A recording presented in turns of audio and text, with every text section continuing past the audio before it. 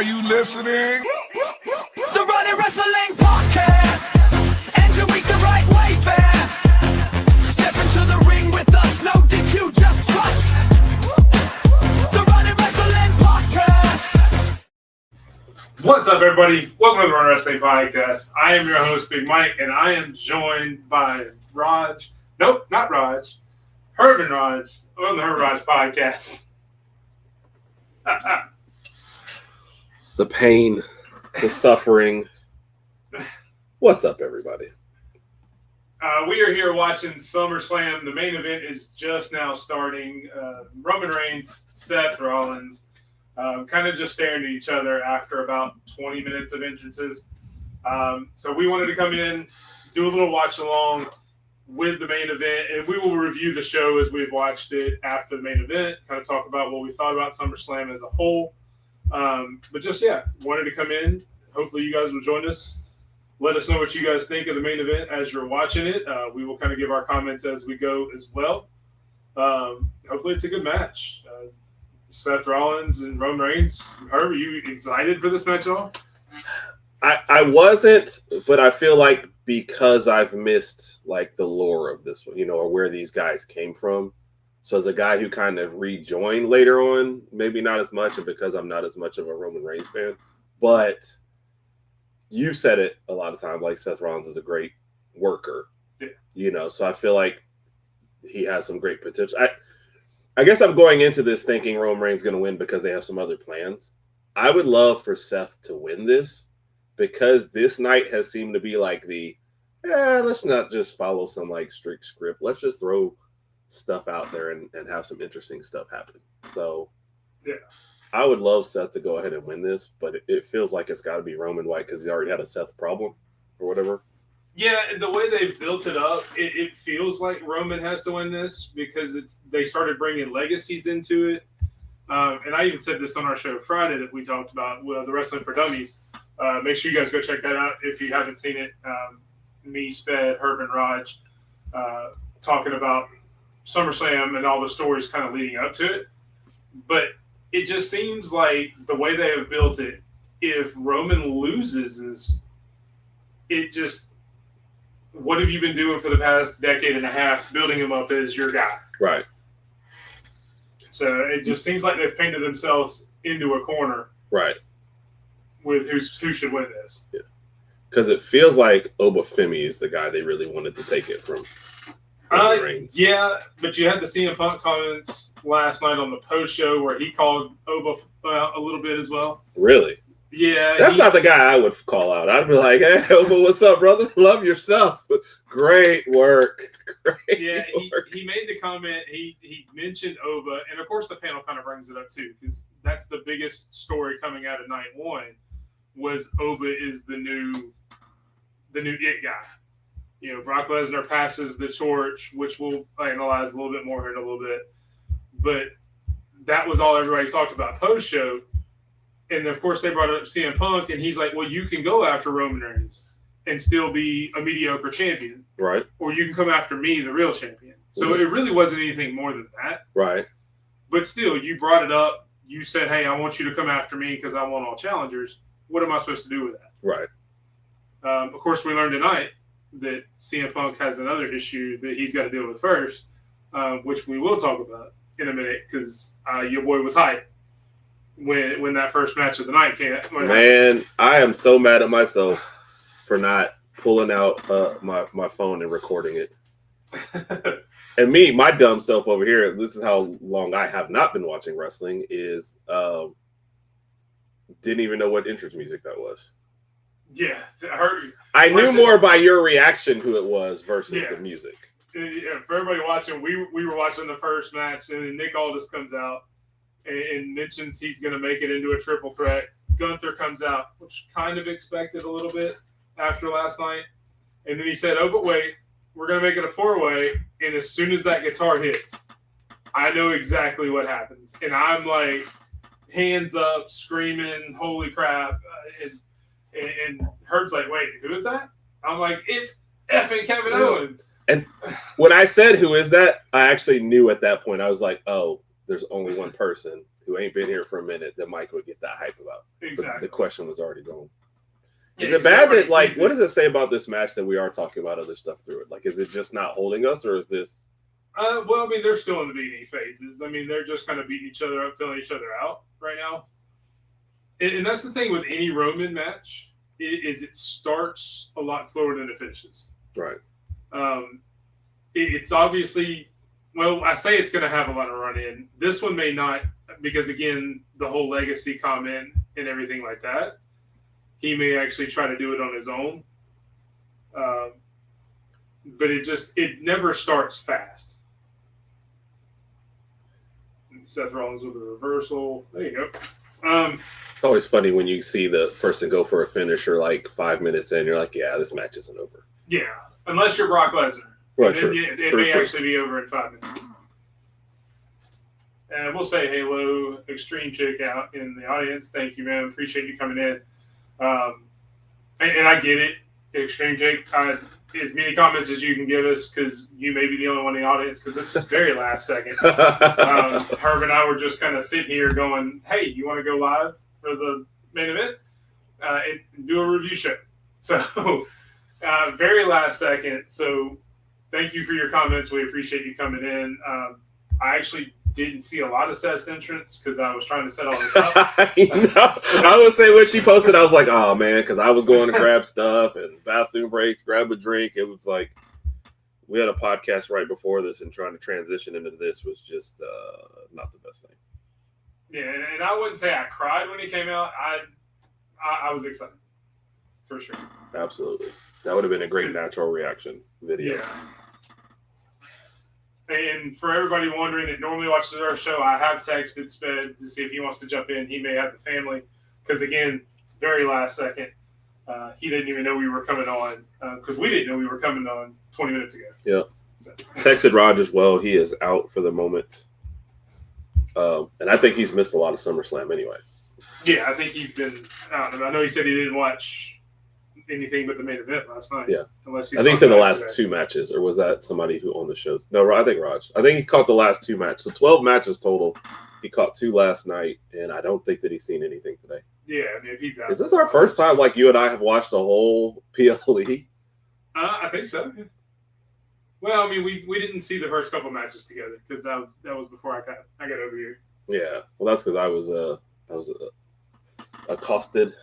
That's because you were other friends. I had other friends. Oh, I have apologize. the one friend. That's not true, but I apologize. This kind of brings back shades of when Io Sky and Rhea went out there, and that was some of the best parts of their championship match, which neither one of them ended up winning, of course. Yeah, anytime you go out in the crowd with it, it definitely adds something to it. And I like how you say you've got everybody cleared out right there, but we're acting like this is a surprise that we're going out there. But you've already got the security guards, got the floor clear. You have to know if you're one of the people in that section and they're clearing you out. You're like, oh, well, so nice. There's a reason. Yeah, there's a reason.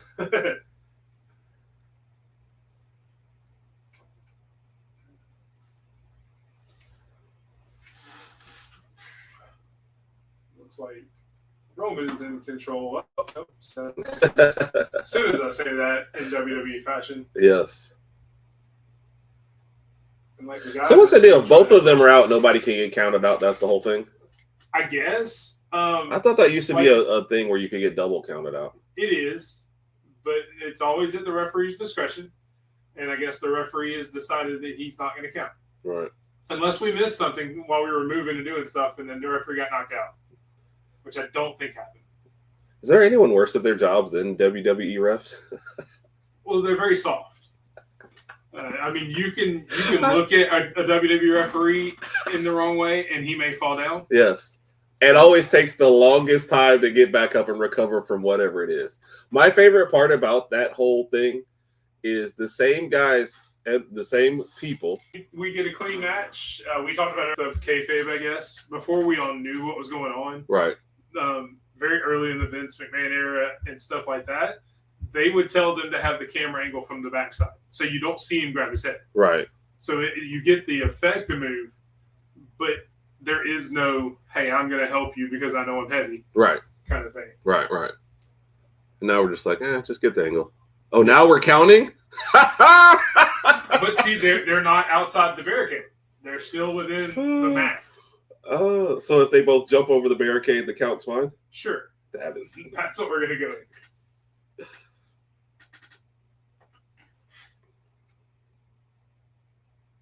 Who are you rooting for in this match? Roman, just because I think I would like to see Oba Roman. I think that would be a better match than Oba Seth. What was that, a pedigree? Yes. Oh, my goodness. Well, that's not your finishing move. Yeah. Although you use it a lot. Shout out to Triple H. This was like one of the closest counts.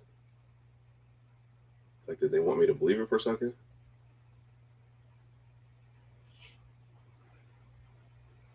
Roman's usually pretty good at that, about timing of kickouts and things like that.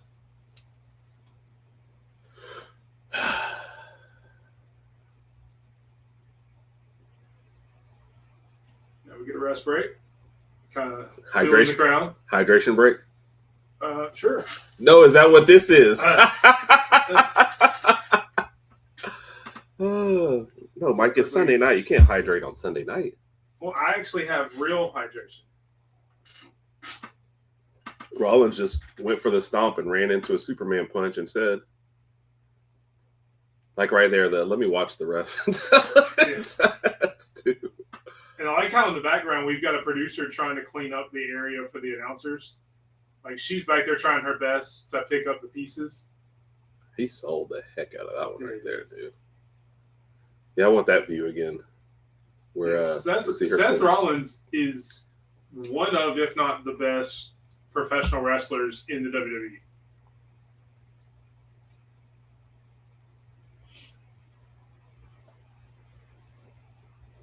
I think not knowing anything, like Seth would be the person I'd be rooting for. Yeah. I don't know. WWE did. I mean, I guess we'll talk about it after this, but they kind of went in some different directions for this one. I felt like at least night 2. Yeah, there was a few. Night 1, I don't think had that many surprises. No, night 1 felt kind of straightforward. There was a little bit of a surprise in the championship match. Yes, maybe not your winner, but how they got there. Yeah. Which, I don't know, like I said, if you're going to talk about that in a minute, but my favorite thing is you're hiding in the crowd and you're just waiting for one moment in the middle of this match. Because that's always like, oh. And there's the star. Oh. Come on, baby. 1, somebody go drag the ref out. 2. No. Oh. Kick out at 2. I grew up in an era where your finisher was a finisher. Yeah. And yes, this is a really good match. And look, I never doubted that Seth Rollins and Roman Reigns would have a really good match. Because again, Seth Rollins is the best professional wrestler on this roster, and Roman Reigns is really good at what Roman Reigns does. He's one of the best sports entertainers on this roster.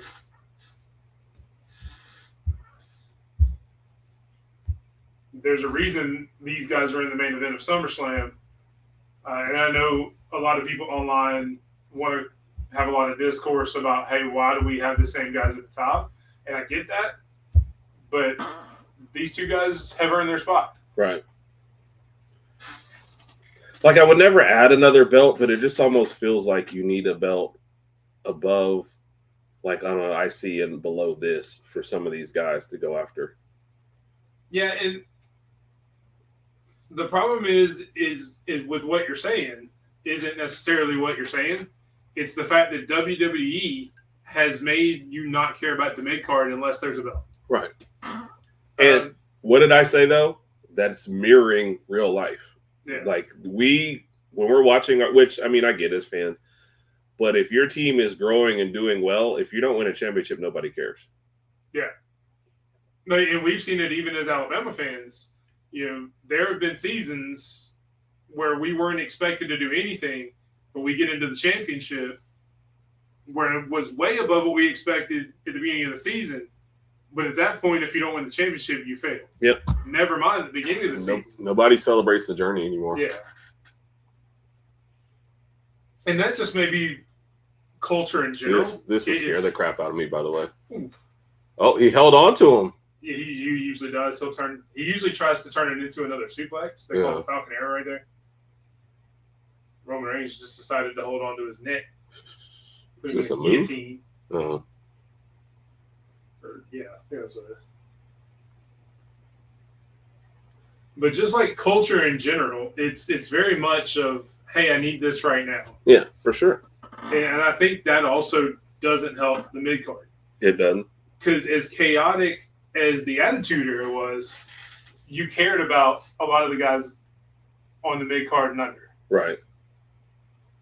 And I don't necessarily think that Triple H doesn't know how to push a mid card.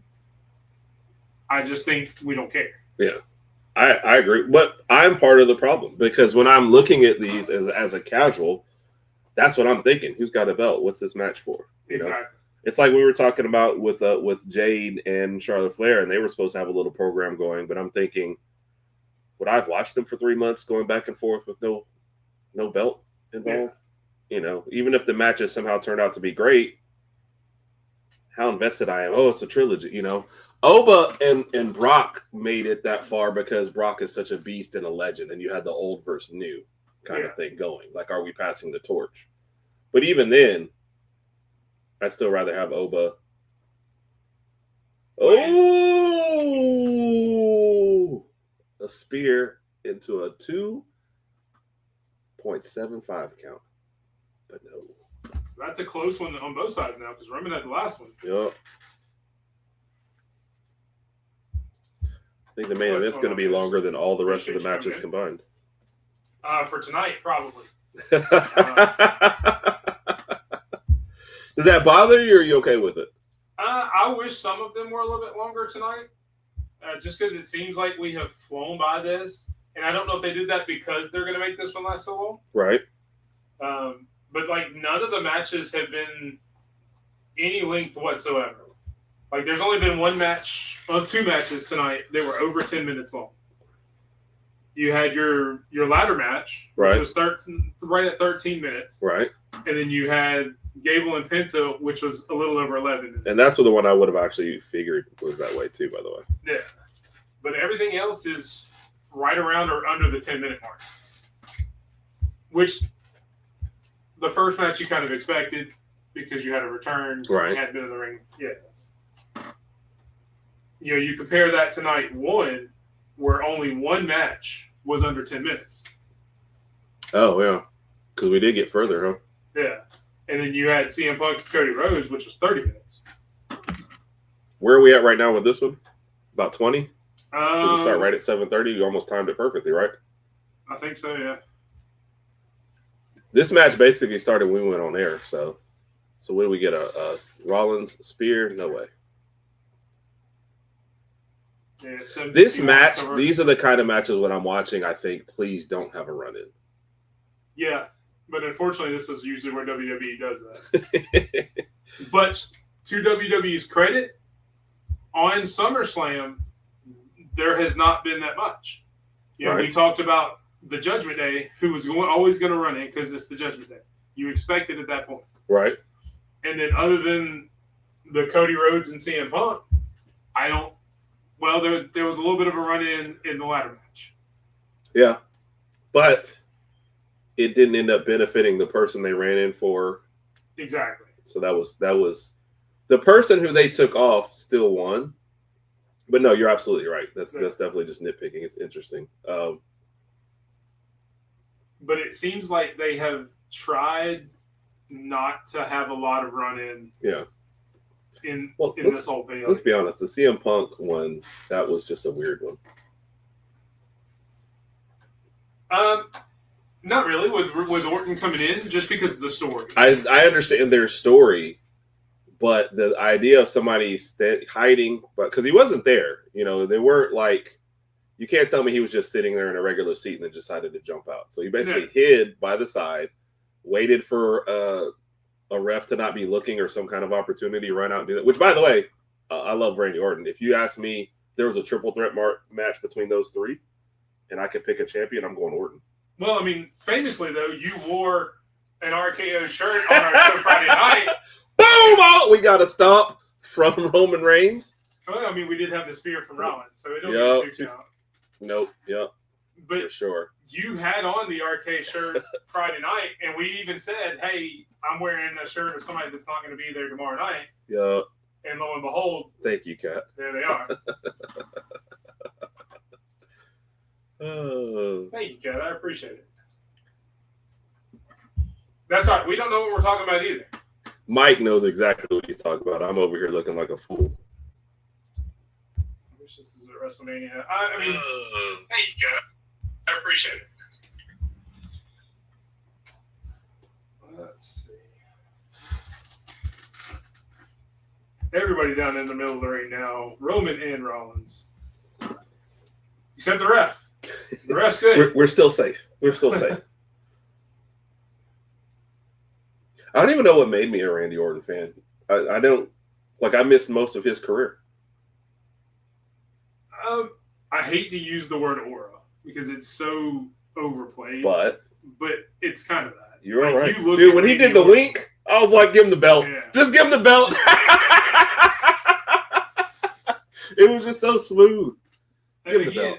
There's a reason that people like Orton, like Roman Reigns, and Obafemi, Brock Lesnar, there's a reason those guys get in those positions because they just have it. Yeah, for sure.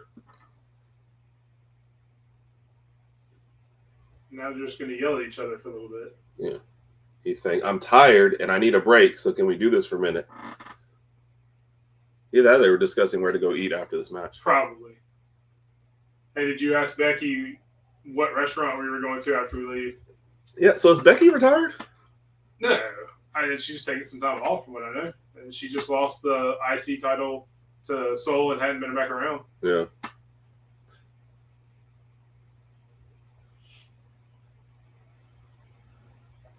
Trading blows back and forth. Is the ref about to get caught by a stray punch or something? Is that what's about to happen here? No, he's at a safe distance for now. Oh, good call. He got too close. Nice. We're definitely cutting that part. Mike said, no, Herb. No. And to think, Herb has just said that Mike's the one that knows what he's talking about, and Herb doesn't. That couldn't have happened at a better time. But he's not all the way down. Yeah. He's still watching his shoulder. He's broken his arm. Oh, he can't count anymore? Is that his counting shoulder?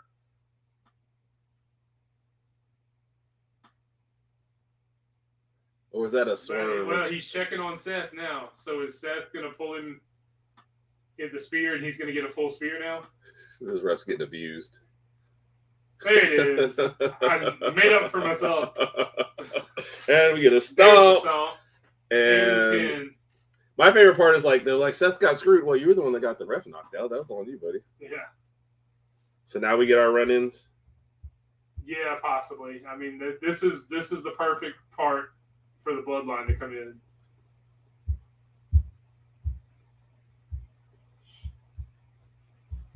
Back in the day, this was the Avenger spot where you get everybody from both sides coming in. And now we got a timeout. Well, I mean, they can't do anything anyway. The ref's not there. So in the back, we have 30 refs waiting to break up a fight. But when one gets knocked out, the rest of them are on smoke breaks. Yep. Why'd you run in? I'd already started drinking. I mean, it is the main event. Maybe they all went home because they knew they didn't have this match. I ain't working it. Yeah. Oh, my night's over. I'm going to go ahead and go home. Yep. Deuces. They're getting a call. One of them's getting a text right now. Hey, man, can you come back? Have you seen the Minneapolis traffic? We've got no announce table. We've got no refs. But you got a belt. As you said, hardest weapon on the planet. I mean, isn't it amazing? I've seen people get hit with like a bat and recover, but get hit by the belt. Yes, or a chair. Get hit with the belt and they're just like, oh.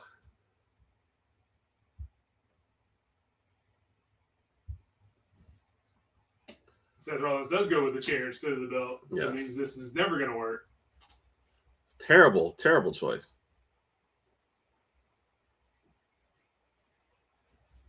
Of course, the chair does make sense because their whole history is tied around the steel chair.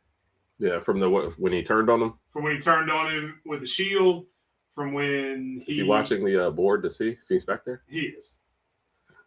You had a couple years ago where Roman hit Seth with a chair and then cost him the title against Cody Rhodes. Then you had last year where you had the Heyman swerve. So, I mean, everything's been all about the steel chair.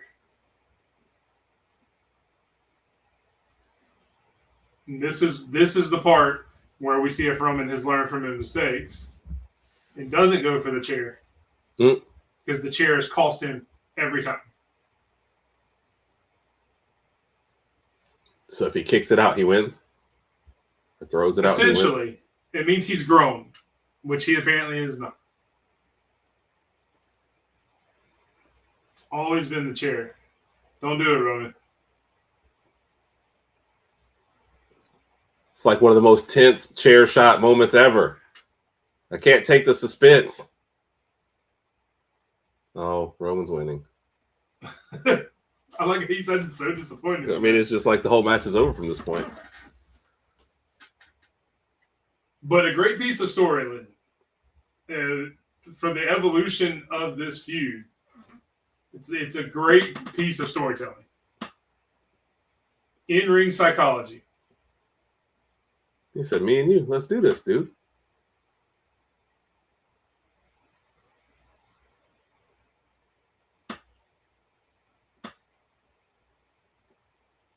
Finger poke of doom. That would be fun. Oh, that's what I would do if I was the writer on my last day.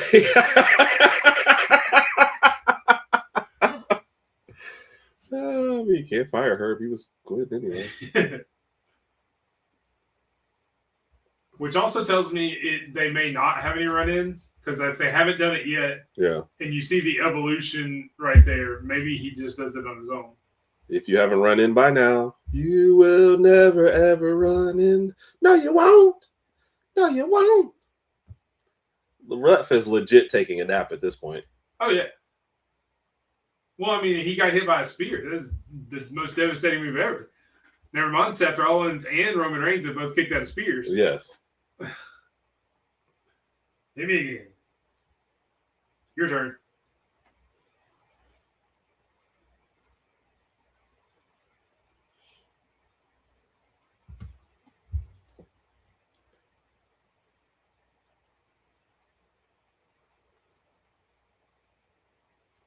Is that Rocky move? Come on to hit me. Yeah. We're now over 30 minutes for this match too. So this is the longest match of SummerSlam so far. I say so far. It's the last damn match.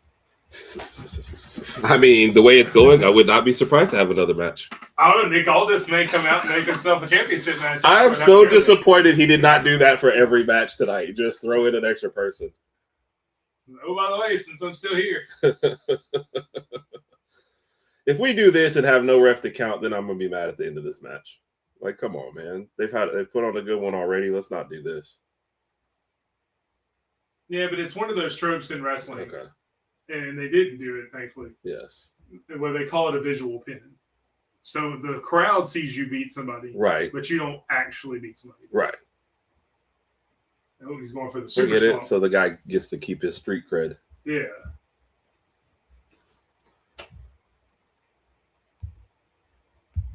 You know, I'm just noticing now that Seth Rollins is Buzz Lightyear. Like, is that the look he was going for? I don't know. We're gonna have to talk to a stylist about this one. Hey, that's not your spear, Seth. That's not your Roman. You're not supposed to go from rope to rope light. Yeah. That's Braun Breaker. Now we need a Superman punch, right? I can appreciate that the ref was gone and they just decided to do regular stuff. Yeah, like you're not going to bring in steel. You had one steel chair. You're not going to bring in tables, kendo sticks, the stairs, nothing. We're just going to hit each other. Stuff that you could normally do with a ref. Was that his version of "I love you"? I'm sorry. Kinda. Oh, there's the ref back. 1, 2, 3. And the winner, Roman Reigns.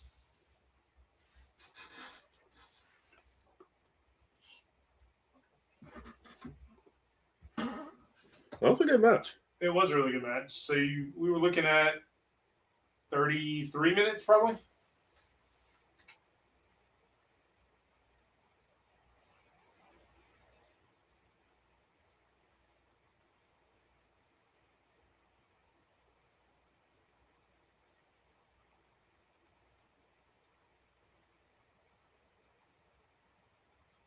Is the ref still acting like he's hurt too?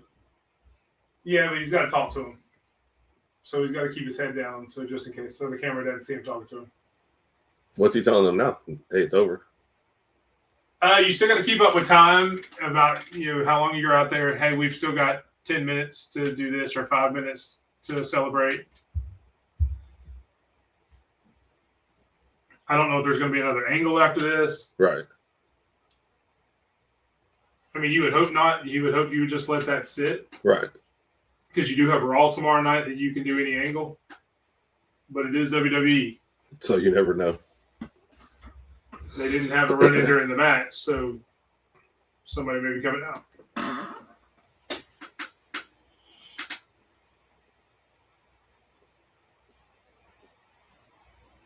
And you've got camera people at the top of the ramp.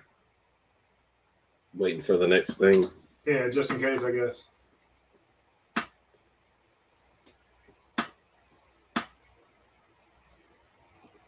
As we get highlights, presented by Wings Tape.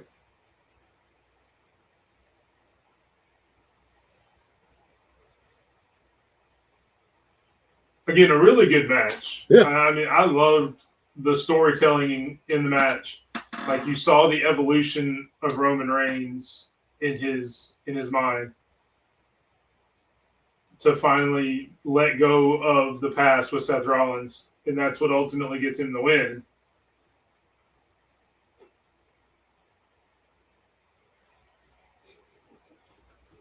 Dun, dun, dun, dun. Justin Jefferson likes it.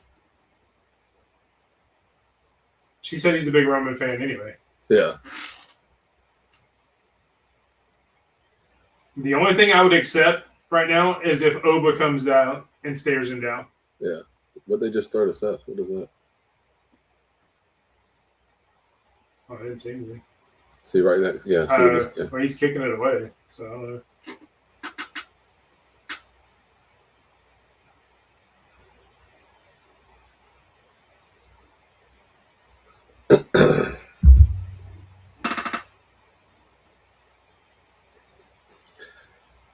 Now they look like they got put in timeout. It's an emotional moment for him. They're wrestling brothers.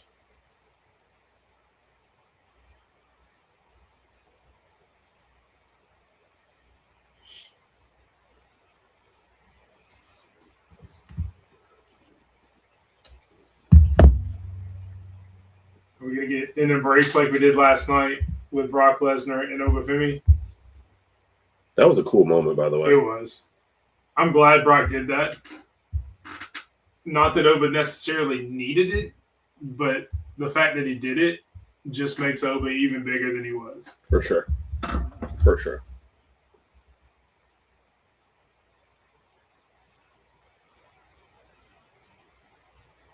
He's going to walk over and help him up. So I keep waiting for it. Oh, he's holding the fist out for the Shield. Like the band's getting back together? No, I think it's more just a sign of respect.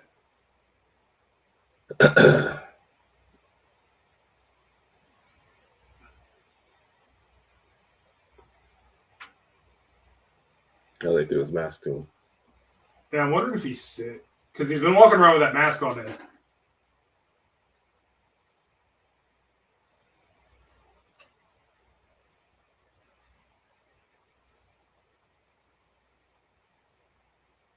Oh, okay. What? The mask is the Namorous. Is it who? It signifies Dean Ambrose, the third member of the Shield. Oh, okay. John Moxley.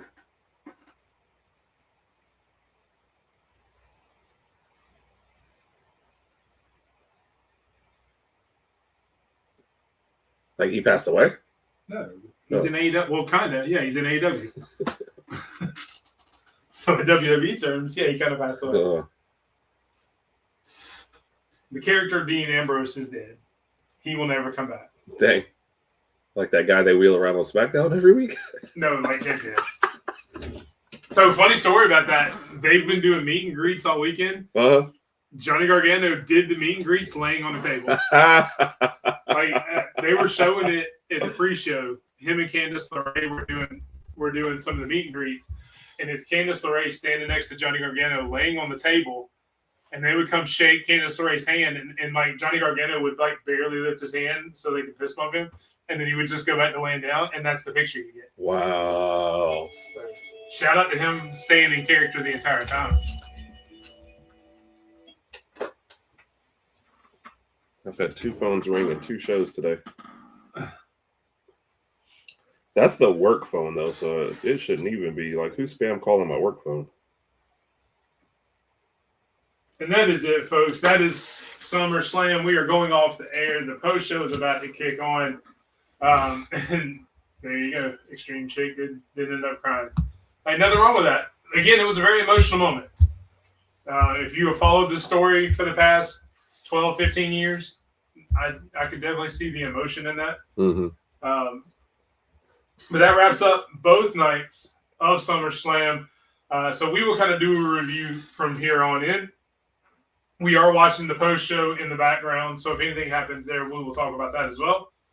But Herb, overall, night 1, night 2, which night did you think was better? I enjoyed night 2 a lot more.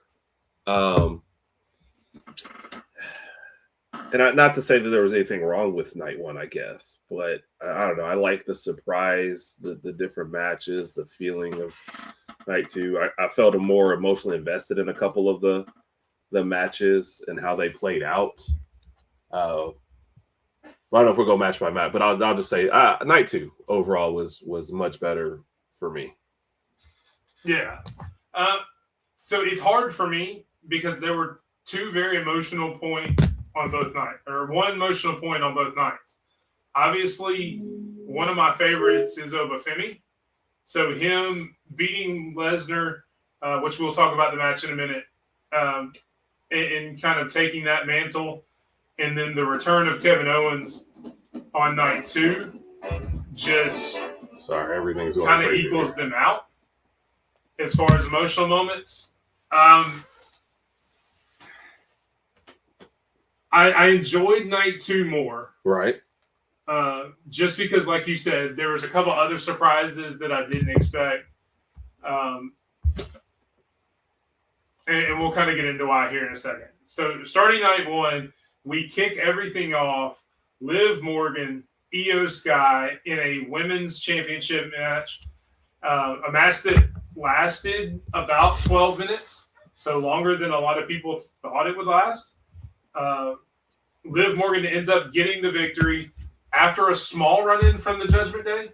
But which was kind of end up getting neutralized, yeah. Yeah, so again, like you mentioned earlier, it didn't really have a huge effect on the end of the match. But Liv Morgan does get the win in her first title defense since WrestleMania, which is crazy. I'm only wrestling PLEs, and even then, I'm only wrestling the big PLE. Yep. Kind of like you on our show. You're only there right before SummerSlam, WrestleMania. So you're kind of the Liv Morgan of our show. Liv Morgan only shows up when I show up, is what you're basically saying. Yeah, she's following you around. That's fair enough. That's what it is. I can't blame her. What were your thoughts on the first match? Did you get a chance to watch? Because I know that's when you were. No, I did. We had just got home. And I just think I like any match Io Sky's in. I mean, you could have her wrestling a tree, and I think I would still enjoy that match. Yeah. So I think it's really well done. I guess I don't like it because I wanted her to win, but when you take the emotion out of it, that was a really good match. I thought it was a good finish. I like that Liv ended up winning, even though her Judgment Day got neutralized. And now with, I don't know, what are the other, Roxy, Raquel, Riri. Now, Raquel, you talking about the IC champ? yeah, Raquel. they have a belt, so it feels like maybe they're trying to build them up into a little bit more. But I like the match. I don't know that I've ever seen a bad Io Sky match. Yeah, no, I'm with you. And we talked about it before we went on air. The Io Sky is probably the best female wrestler on the roster as far as just wrestling. So I agree. She's going to have a good match with just about anybody. I did think Io Sky would win as well. I picked it in our predictions on our show. Yep. But yeah, just a really good match. A great way to kick off SummerSlam because it was a really good match all around. Yes, agreed. You had a little bit of the excitement with the Judgment Day coming in. Will that help Liv? Ultimately not. It makes me wonder where the Judgment Day were at the end of the match because Liv ended up just walking away up the ramp by herself. So I'm not sure if I didn't even think about that part. Liv was like, eh. But Liv always seems like, hey, I'm the leader of this thing, and I really only care about myself. So good luck to you guys. Exactly. And that we think that's going to end up being the downfall eventually. Depending on who you talk to. I thought it would have happened by now. A lot of people did. And they have had plenty of opportunities to do it. But for some reason, they love keeping the Judgment Day together right now. They kicked Finn out. You had a chance to splinter them off of that. Maybe Roxanne and JD kind of splinter off with there. Right. But then we just kicked Finn over to SmackDown. Yeah. They seem like a non-faction faction sometimes. Like they get together for like the little vignettes and stuff, but not for like the actual other stuff. And unfortunately, that's really what a lot of it is they're very entertaining together to a lot of people. So, hey, we're going to keep them together for that point. But we really treat them like two factions. Yeah. It's Dom and JD. Right. And then you have the ladies come out together. Right. Unless it's Dom or Liv in a match, and then one of them may come out. Right. Like, I don't know that I've ever seen JD help Liv do anything. Right. So it absolutely seems like a little sexist organization. So, yeah. But anytime you see Io, like you said, it's always a good match. Yep. We move into the 6-man tag that I was not excited about. The Usos and Jacob Fatu versus LA Knight, Royce Keys, and Solo Sikoa. And I'll be completely honest, I kind of watched this in the background. Yeah. I did see it. It was a fairly entertaining match from what I saw. I did see it. It was a match that happened. Shout out to Raj. What up, Big Raj in the house? Shout out to Bobby as well joining us. Thank you so much. And anybody in the comments, if you got to see the matches, let us know what you guys thought about them as well. And we will put them up there so everybody sees. I didn't pay a ton of attention. I like the moment where Solo ran it back. Dude, so what I'm looking for on right here is that again. And sorry, just because that gets me excited. I apologize for interrupting. No, you're good. It is hilarious to me that when you read reviews of like this, that's the only thing they point out from the whole match. Yeah. He ran it back, and then LA Knight got the win, and they hugged afterwards. That's the whole match in a nutshell. Yeah, and it's sad to say that that's really all that happened. Nothing else in this match mattered. This match seemed like we have to have the Usos do something, so we'll throw it out there. And we're going to give you 3 people who have nothing to do with each other for you guys to fight against. Yeah, I have said all along, I would have much rather had the Bayley-Lyra match that we had at Saturday Night's Main Event here at SummerSlam because I think that had more emotion to it. Yep. And then let that be on Saturday Night's Main Event. Yes. Definitely could have been. That one could have been the end of a SmackDown, though. That could have definitely been a Raw or SmackDown. Yes. And been just fine. And then we could have got a different match. Yes. In SummerSlam. Something with some of the ladies on the roster, but that's a whole nother. And that's been a big criticism of this as well. There's only 3 women's matches. And I know WWE will say the same thing that, hey, we represented 13 women in those 3 matches, but still you only had 3 matches out of 12. Yeah. I know we're not going to go too much into that part of it, but that's just insane to me. Yeah. And yes, you threw them all into one, but there was You could have broken that up in plenty of time, and I would have taken several women's matches over that 6-man Yes. match. So I would have taken Blake and Tiffany, which was a rumored match that we were supposed to get. I would have taken Jade and Charlotte, which is a rumored match we were supposed to get. I mentioned Bailey and Lyra. That's 3 matches right there that you could have put in there instead of any of that. But again, LA Knight, Royce Keys, and Solo Sikoa do end up getting the victory, which I guess will be interesting to see what happens tomorrow night on Raw. Since Roman did get the win, right, and they ended up losing the other day. I mean, does Roman punish them? How do we go from there? Is that the usual thing for them? Kinda. Okay. Yeah, honest questions, by the way, folks. I missed I did not see not one match of Roman Reigns. 4-year reign? Yeah. So these are honest questions. Yeah, I mean the bloodline itself. If them losing, there's going to be something said. Right. You didn't hold up your end of the bargain. You let the family down, kind of thing. Is normally how it would go. Gotcha. Now this new bloodline, who knows? Right. That's one thing that'll be interesting coming out of it is how Roman reacts to their loss tomorrow. I'm with you, Bobby. I'm interested to see what Roman Reigns does next. There is not a challenger right now to Roman Reigns. You would think maybe since LA Knight pinned the Usos, maybe he gets a shot. Right. Just because he beat the underlings. Now I need to go after the boss, and I'm the one that got the pin. So that's always a possibility. There's always the Oba Femi of it all. You have to do something with Oba after this. Yeah, I mean, you can't wait till Royal Rumble or WrestleMania to do something because he's going to lose all that momentum. Yeah, lose all that, and I don't trust WWE storytelling enough to get me to WrestleMania. Yeah, without him having something. Now I could see them giving him a title match and Judgment Day, and the Bloodline jumps in and stalls it, but that's a lot of time before WrestleMania. Like, I get it. You want a guy like Oba to win a belt at WrestleMania. Yeah. But you want it to be the belt. Yes. But that's years away. Like in storytelling, I don't trust them to get me there. Yeah. So yeah, it is interesting to see what happens tomorrow night on Raw. With the Bloodline especially. I would imagine you're going to kick off the show with either Roman or Oba, just because they're the 2 biggest moments of the weekend. So they're probably going to kick off the show. But other than that, the 6-man tag really didn't do anything. No. We move on to another match that had a lot of emotion behind it for a lot of different reasons. We got to Gunther and the WWE in-ring debut of SmackDown General Manager Nick Aldis. For those who don't know, Nick Aldis has been a professional wrestler for 20-plus years. He started when he was in his early 20s in TNA, NWA, and showed that during this match with Gunther. Oh, sorry.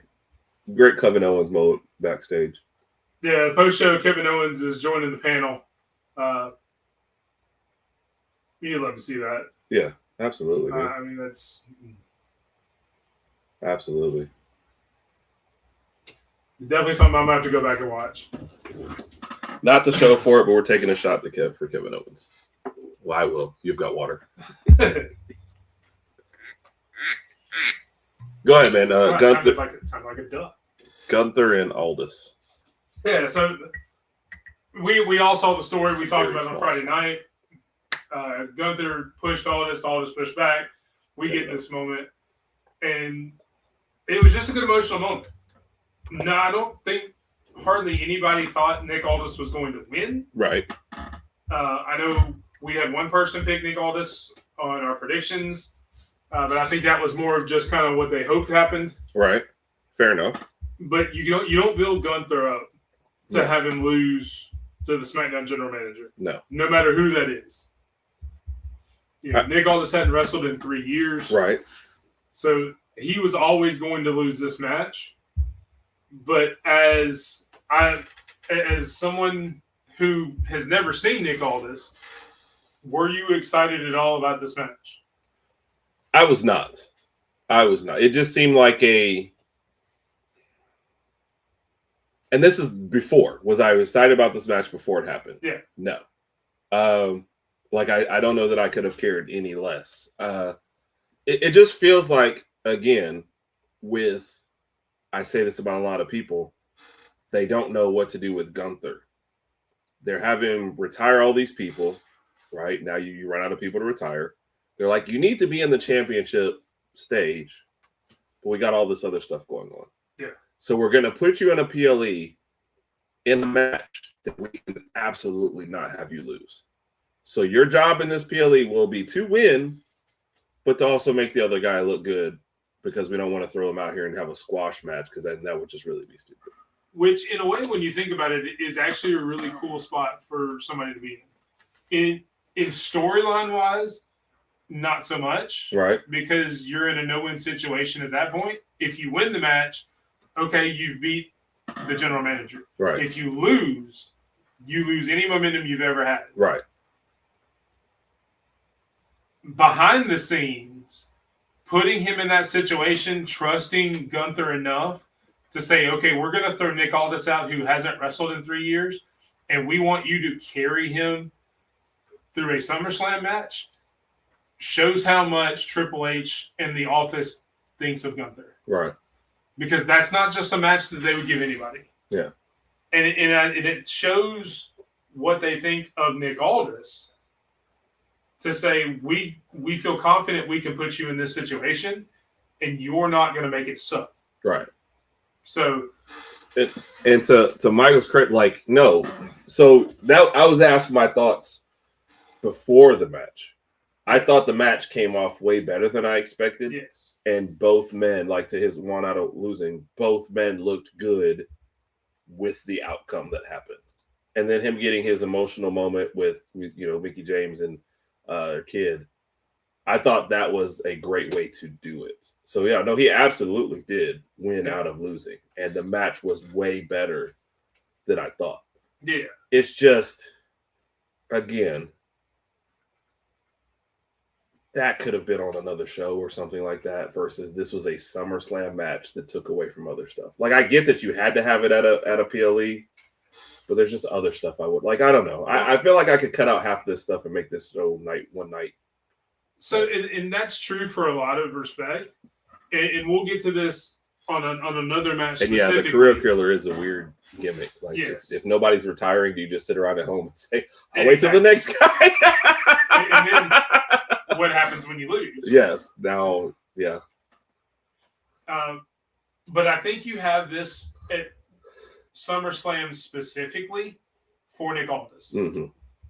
Him. If this was at Money in the Bank, or insert BPLA here, Crown Jewel, whatever. It's not as much of a moment for Nick Aldis. Yeah. So I think that's one of the reasons you put this on SummerSlam, which is okay. Yeah. Because you're trying to do something for him. The storyline wise, you're right. That match could happen anywhere. Right. And as I say that, I would have put it at SummerSlam too. Yeah. I wouldn't have put it on the end of one of the shows. It makes more sense here. It also makes more sense here with what they did with Night 2. Yes. So kudos to them. Don't always listen to what I say, people. And it's one of the things that Triple H famously says is the story never ends. They may be doing something tonight that sets you up for the next 3 months down the road. Yeah. So, and that's fair. Catering. Well, technically Rey Mysterio has already retired a couple times. So who knows? Then you move on to, again, another match that I don't know that hardly anybody was excited for. The 6-woman tag, Fatal Influence versus the Bella Twins and Paige. Again, why you say Paige like that? I know, because Paige is my favorite out of the other side. Right, so right. That's just the fact that this was one of the shorter matches on the entire card. If I said to you right now, hey, 33% of the women's matches at SummerSlam is going to be this match, you'd have been like, no, give me something else. Yeah. Let me do anything else. No, 100%. Cut out what JC Jane and make a tag match. Maybe not against the Bellas, but give me anything else other than this. You know, Yeah, I wouldn't even mind it if they had split it up. If JC Jane had wrestled Paige and then the Bellas had gone off the tag, just something other than this with some kind of stake somewhere in there. Yeah, it seems to me like you could have let Bobby. Nikki Bella run in at Saturday Night's Main Event Yeah. and cost Fatal Influence the title. Right. And then have that title match here. Yeah. And then after the tag title match, Fatal Influence wins. Right. And then Nikki Bella attacks Paige, and you get the have a same reason. outcome. Yeah. But you get a different, better match. Yeah. And then you could have put JC Jane in the ladder match or something like that. Yeah. It was dumb the way they did it because you were hurt and Paige won out and won you the titles, and you didn't turn on her the night they lose the titles. You turn on her the night that you lose a meaningless, A random 6-person tag. Exactly. You know? So there was bad long-term storytelling going on there, is what that was. Yeah, and the only good thing about this match is the fact that Fatal Influence won, and now you're going to get to see Paige be a babyface again. Yeah. You get to see good Paige again, which is what she should have been the entire time. Yeah. She kind of stepped in and took that spot when Nikki Bella handed it to her, even though Nikki Bella was mad that she took it after she handed it to her, which seems odd. I'm going to hand you this spot at WrestleMania, but now I'm mad that you took the spot that I handed you. Right. So thanks for that, I guess. Yeah. Exactly. Blind because on the sun and saw the blood. Yeah. And so for somebody like me who had no idea, the fact that 1 million people said that's what's going to happen before it happened, I was like, this is really bad then if everyone has told me. So, no, he's absolutely right there, as he always is. Yeah, I mean, Michael, one of my favorite people. That Mike. Yes. Or wrestling. I think almost every Mike is a good person. But Big Mike is my best friend, but Michael is one of my favorite people. Well, we don't call Michael the Brains for a reason. I thought you called him the good-looking one. No, I call you the good-looking one. Oh, all these nicknames. You're the good-looking one. Michael's the Brains. And you're the combination. You're the combination. I'm just the combination. I got it. Yes. I'm the one that rides the coach. Big Mike, the total package. Got it. Anyway, on to the next match. We get the World Championship match coming up at that CM Punk, Cody Rhodes, in a match that lasted 30 minutes. Again, a really good match. Do you agree? What did you think of the match in general? No, it was good. It was good. It's weird, but with my thinking, it's hard for me to watch a bad 30-minute match, because I feel like even if it kind of ebbs and flows, you're going to work your way out of it. And at some point, you're just going to be impressed with them. But no, I thought both of them did a great job in it. I always like when it's a good back and forth. I'm selling your moves, you're selling my moves. We look like we're exhausted, like, tonight. So I thought it was a good match. And it involved one of my favorite wrestlers. I've got like 3 wrestling t-shirts. So if I'm using JT's math, that's like 25% of maybe 50. I don't know. I don't know how this math thing works. So yeah, it proves that Herb really knows more than he's talking about. Because again, on Friday night, he wears an RKO shirt, and we're all like, "Well, you're wearing a shirt that nobody that's going to be at SummerSlam." And lo and behold, Randy Orton watched that show and said, "Well, Herb wore my shirt, yes, so I've got to show up." Comes in. He texted me. Oh, did he? Okay. He did. So, which already makes you a lot better than me because Randy's never texted me. Oh, sorry. So, I'm okay with it. It's well deserved. But yeah, Randy Orton does show up, costs Cody Rhodes the match. CM Punk retains after the run-in and go to sleep. And good again, a great back and forth match. It was. I don't know that I would call it match of the night because again, the match we're about to talk about was better to me because it had more emotion to it. Yeah. But just technical wise, probably one of the better matches of the night. And everybody's good to see Randy Orton. I am also glad to see Randy Orton. Dude, I was excited. Dude, I'm sorry. So, did we have that conversation on here? Or was that before the aura thing? Was that at the beginning of this show? That was the beginning of the show. Okay, because when he did the wink, it was over with. Like, Yeah. I'm sure there are a lot of ladies dropped their dignity. Or maybe that was before the show. I don't remember. I asked. Well, I don't know if it was the beginning of the show. The show's been long at this point, folks. I say long because I've been having a couple shots. I asked Mike, what is it about guys like that? And he was like, I hate to say that, but aura. And he's absolutely right. It is an overused phrase, but in this case, it is 100% correct. Randy Orton, when you see him, you're just like, that's that guy.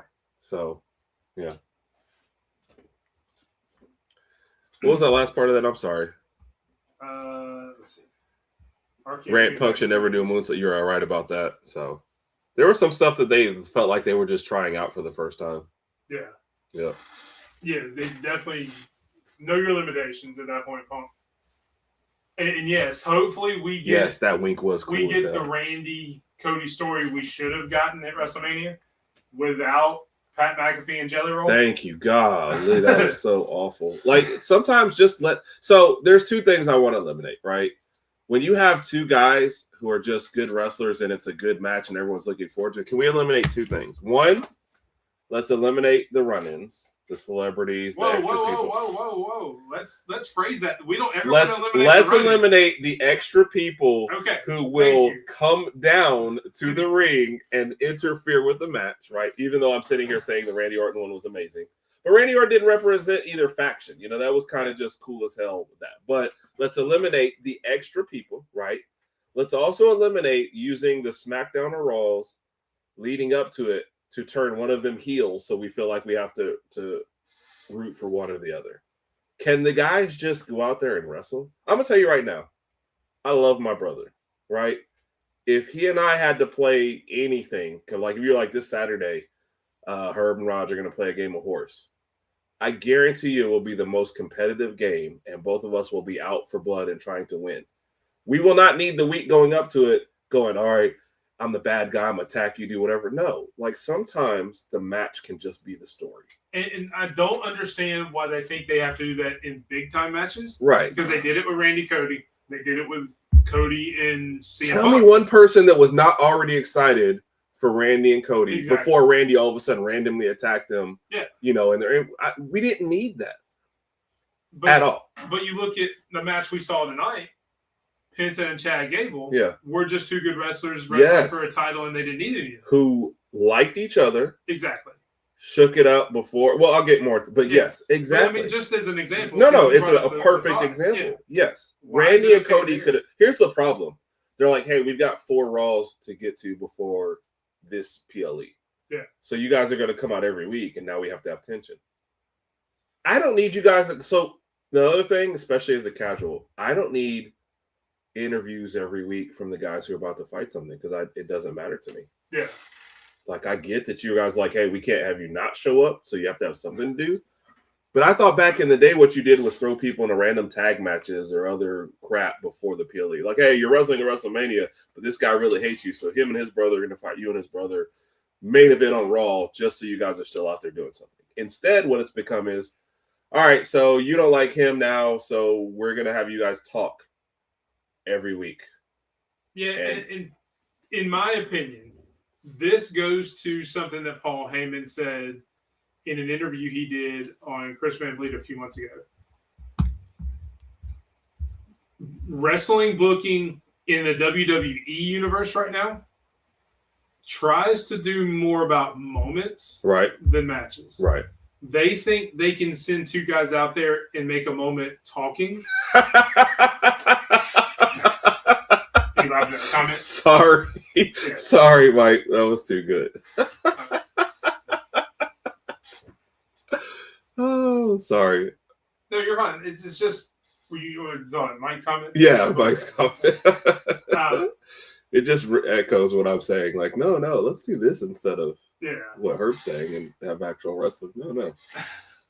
Sorry, my bad. It's just, the way we build tension is just so stupid. It is. And why you have to build tension in some, and I'm wondering if it's more of just a Cody thing. Because we didn't necessarily do anything extra with Roman and Seth. Yeah, there was already some built-in tension there. Right. The IC title we just talked about. There's been a few other, smaller instances. It seems like Cody has to have something else, some kind of tension there. So maybe that's just weird. How that's built. Because people like watching him though, and they're already cheering for him. So I honestly think it's getting to be more of WWE feels like, all right, we got 4 weeks before this, and we don't want you to wrestle, so this is what we're gonna do. Yeah. Like, are we worried we're gonna get hurt? I'm not saying wrestle every week. We're leading up to a major, but do something. Yeah. So I don't know. And again, to the point where I was talking about Paul Heyman, I don't necessarily agree with what he said. That seems to be his reasoning behind it. Right. I got you.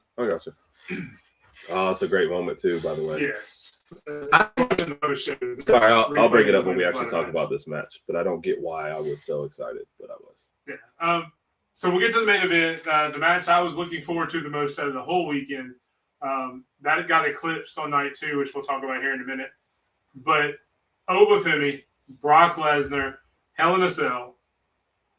Brock Lesnar beats the crap out of Oba. Oba beats the crap out of Brock.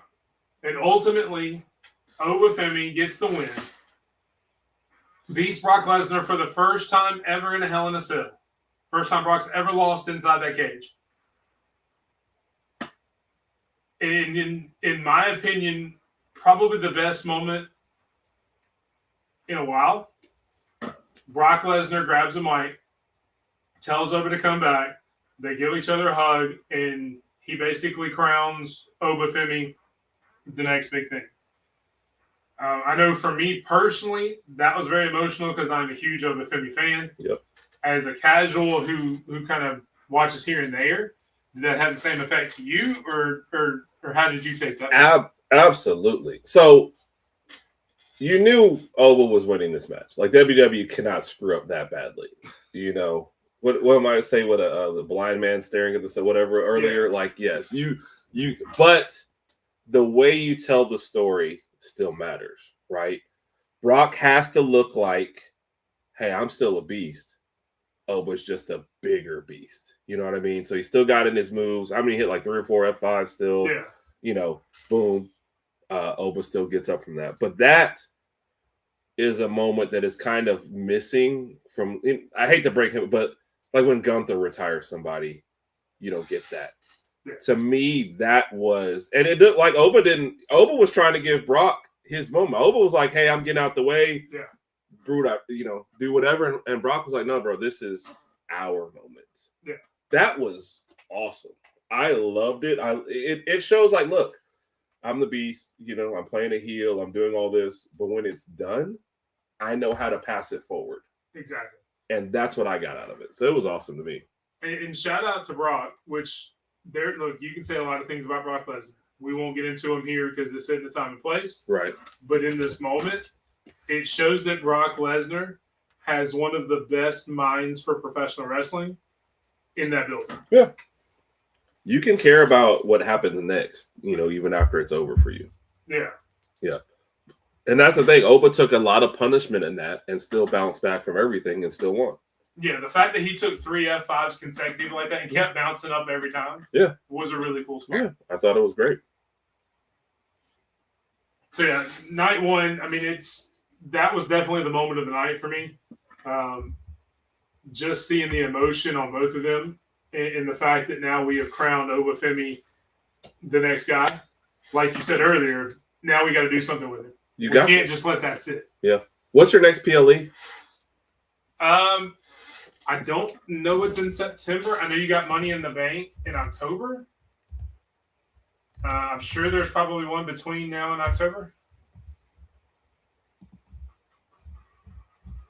Michael, you may know that. Why are they showing me stuff from the 2010s? I just want to know now. Wikipedia is too much information. Like, I know you got a Saturday Night's Main Event, which those aren't necessarily PLEs. There you go. Should we go down?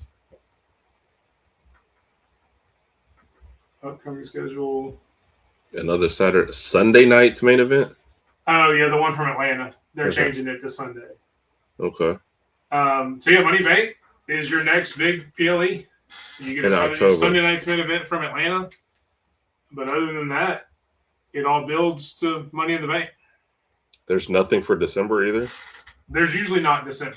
Okay. There'll be another. So that's when I think they're going to have the John Cena Classic that they announced a while back. Oh, yeah. So I think that'll end up being there. This is interesting because then it's like if you want Oba to win a belt, does he win it at Money in the Bank? Because winning a belt at Money in the Bank as an outside person who didn't even pay attention last year, but now I realize how important it is, it almost feels like the Money in the Bank thing is way more important than winning the belt because now you got to, watch your back. But he's not going to win it at Money in the Bank or Survivor Series, right? Because those are the focuses on other stuff. I mean, he could win the title there. They have had title changes on those shows. Right. Because you still have to have more than just the Money in the Bank matches in the Survivor Series match. Right. I'm just saying because the focus seems to be something else. Yeah. It feels like it would overshadow any title change because of the name of the PLE is something else. So if they wanted to do, the only way you do Obafemi at Money in the Bank and have him win a title is you have him beat Roman at the end of the night, and then whoever is the Money in the Bank winner tries to cash in Money in the Bank, and then Oba beats them too. That way he wins two matches in one night, and then Oba still looks like a monster. I think just looking at this, they're going to come out and Oba's going to say, I want a championship match, and they're going to play off of what Heyman said. You gave up your championship match. They're going to make Oba win Money in the Bank. Which I don't know that I like that spot for him. Well, I don't either, but I feel like that's something WWE would do. Unless he goes the John Cena route, wins Money in the Bank, and then says, hey, I'm cashing this in for this day. Yeah. This is when I want my title shot. I don't want to hit you from behind. I don't want to sneak attack it. I want you to know I'm coming. Oh, I got you. Yeah, because Oba definitely doesn't seem like a sneak to the ring kind of guy. Yeah, no, especially after the Brock thing. Yeah. So he definitely... I get what you're saying. Yeah, don't use it like the sniper route. Exactly. Which, by the way, Seth Rollins still had one of the best ever. I had a couple of the best ever. I've only seen one. Okay, I've only seen one, but the crutches, that was amazing. Well, I mean... Poor CM Punk. Arguably the best cash-in ever was when he cashed in on Roman and Brock at WrestleMania. Like, they call that the heist of the century. Sorry. Guess what I'm playing right now? The Bo Show? Nope. Not on the little TV. Oh, on the little TV. Okay, I got you. I was wondering because I'm like, the big TV's not moving. I don't know what you're playing right now. The little TV is Solo Sikoa running it back, but but I'm about to go flip over to Seth Rollins. All right, let's go. What's next? So that does end night one. Again, I love night one. And we'll get into the reason. The only reason I like night two better is because what happens at the beginning of the show. So night two, we kick off Finn Balor, Sami Zayn for the number one contendership. Solo Sikoa is having so much fun. I'm sorry. This was the best move that they could do with Solo Sikoa. What's up, Rain? What's up, Roll Tide Nation? Oh, sorry. Roll Tide Nation in the audience. My bad. What's going on, both of them? What up? Just saw the Chelsea one. That is awesome, Chelsea one. We'll talk about that here in just a second.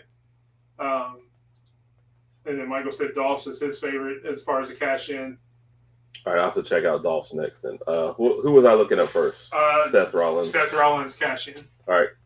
Yep, let's talk about that first match.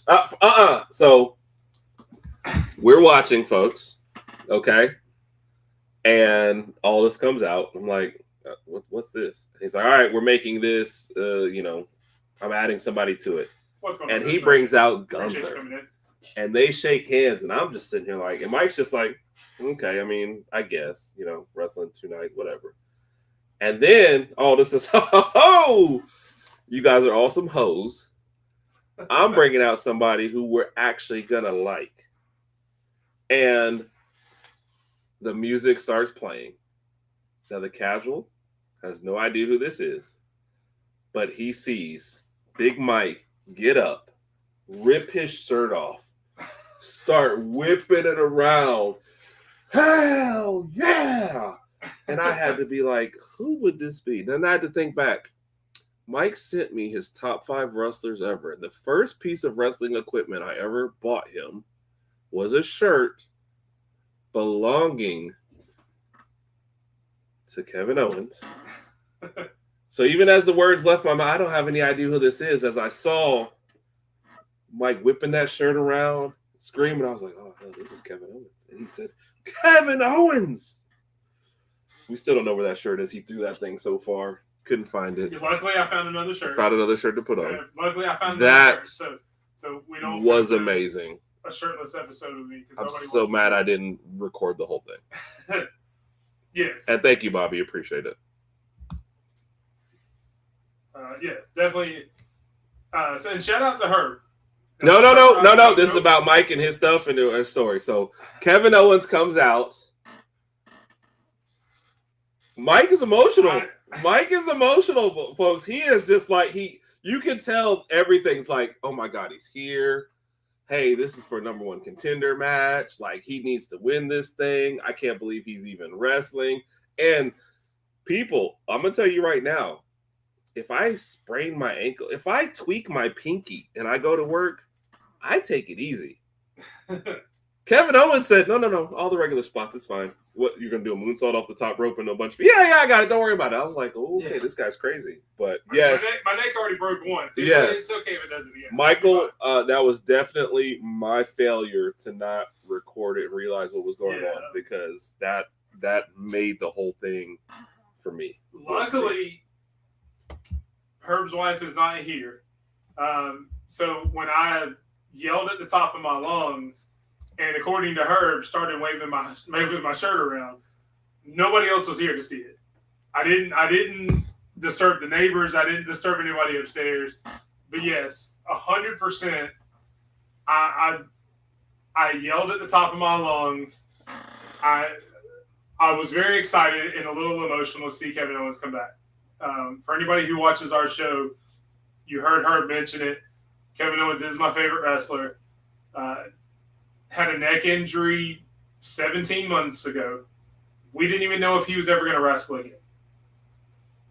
And to see him make his return, which I had heard rumors, very small rumors, nothing big. So it was a complete surprise when his music hit.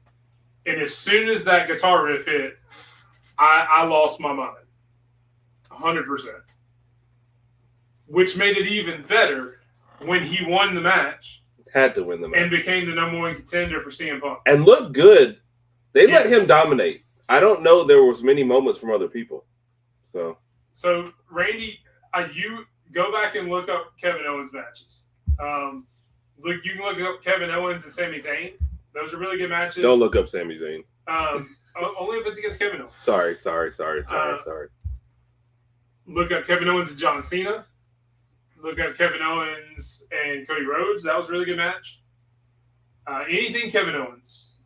Kevin Owens does not put on bad matches. That was great tonight.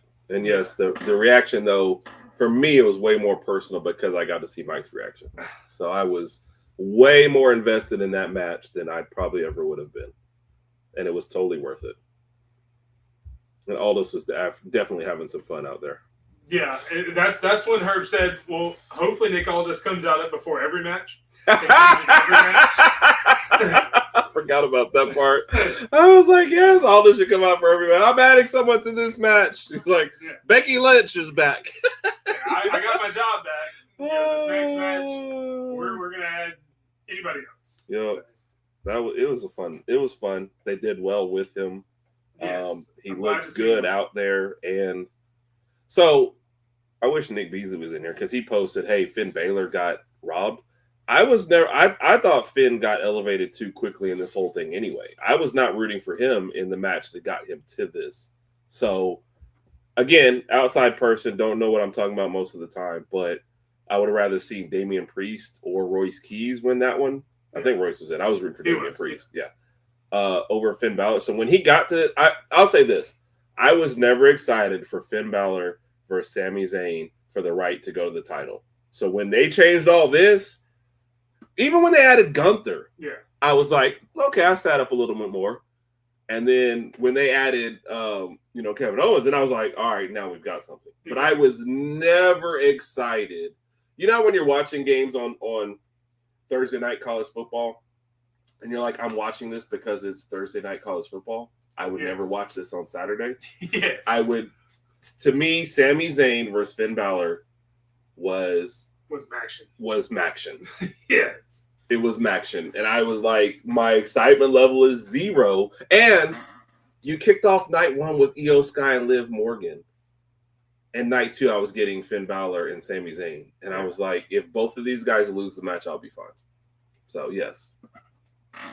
Very well. So, in my first thought, and I didn't even have a chance to tell Herb this because of the Kevin Owens of it all, when they brought out Gunther, I understood it because of the story, but I was kind of mad because the whole thing about Oba, it was we weren't letting Oba wrestle 2 nights in a row. Right. But yet we're going to let Gunther do it. Which was a storyline that everyone was throwing out there and they ignored. But yes, that's a well put, Mike. But then it became irrelevant because they said Kevin Owens, and again, I lost my mind. Right.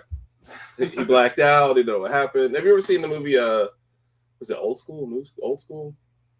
Blue, you're my boy. Yeah, When he gave that answer on ethics, he said, "What just happened? I blacked out." that was Mike. Mike has no idea what happened after that point. Yeah, so. yeah, because apparently I threw my shirt around, which I don't remember happening. So obviously that's what happened. Yeah, and thank you, Michael, for backing me up on that. Yes, no, I completely agree.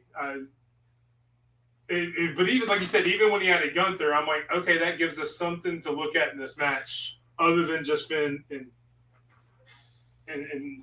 Sami. Oh, by the way, that was the best moment. Why everyone wrestling and Sami Zayn just being shocked in the corner. Yeah, I don't give Sami Zayn credit very much, but we're seeing it on the replay now. Like Sami Zayn just sitting there, mouth wide open, going, "Holy shit, what happened?" Because even storyline wise, you got to think Kevin Owens and Sami Zayn are best friends. I'm making my return after 17 months. And not only do I not tell you, my best friend, I'm in your match. Yeah.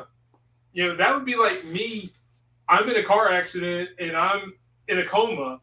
I wake up and the next thing I'm showing up at Herb's like softball game on the other team. And that's the first time you see me out of the hospital. I'm like, it's like, what the hell? Why would I not? Yeah, it's just I agree. Which, by the way, I see a lot of love for Finn Balor. Go let him get the IC title. Yes. Or he can go after Baron Corbin with U.S. title now. Yeah. Is there an IC title and a U.S. title right now? There is. Okay. The IC title's on Raw. Who has the IC? Oh, no. Okay. So Chad Gable. Okay. I did watch both. Yeah. No, let him go get one of those. Like, this elevation to contender just seemed like no. And by the way, if I had a gimmick that I always won as the demon, like I'd be the demon every time. Why would you ever not? I don't know. Yeah, exactly. It's like Superman going in to fight as Clark Kent or something. Yeah. Like I don't even get it. And to be honest, Randy, to this comment here, that's why Kevin Owens is one of my favorite wrestlers, is because he looks like an everyday guy. You know, he's not in the best shape. Right. He's not that guy. Dude, he looked good in the ring. That's one of the reasons he's my favorite. He looked good in the ring. He did. He looked great. He does things that a man that size should not be able to do. Yeah. Next up, we get another match. The United States Championship, Trick Williams, Baron Corbin. Probably won't talk about this match a whole lot. It wasn't a great match. It was very boring. It was kind of clunky. Clunky was my word. Yeah. God. There was so many spots they messed up. Every time they got Lil Yachty involved, the spot was messed up. I mean, with Corbin basically having to be like, hey, are you ready to hit me? Let me walk all the way over here and let you hit me. Yeah. Him going into the tape, like everything that they did in this match just looked bad.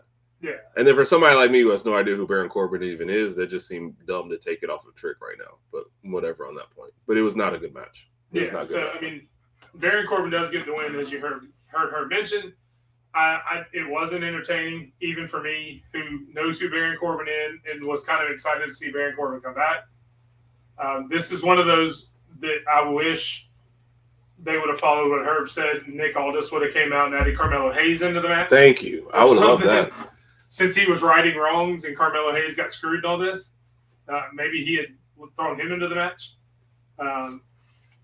But yeah, it was bad. Baron Corbin wins. Not sure where Trick goes from here.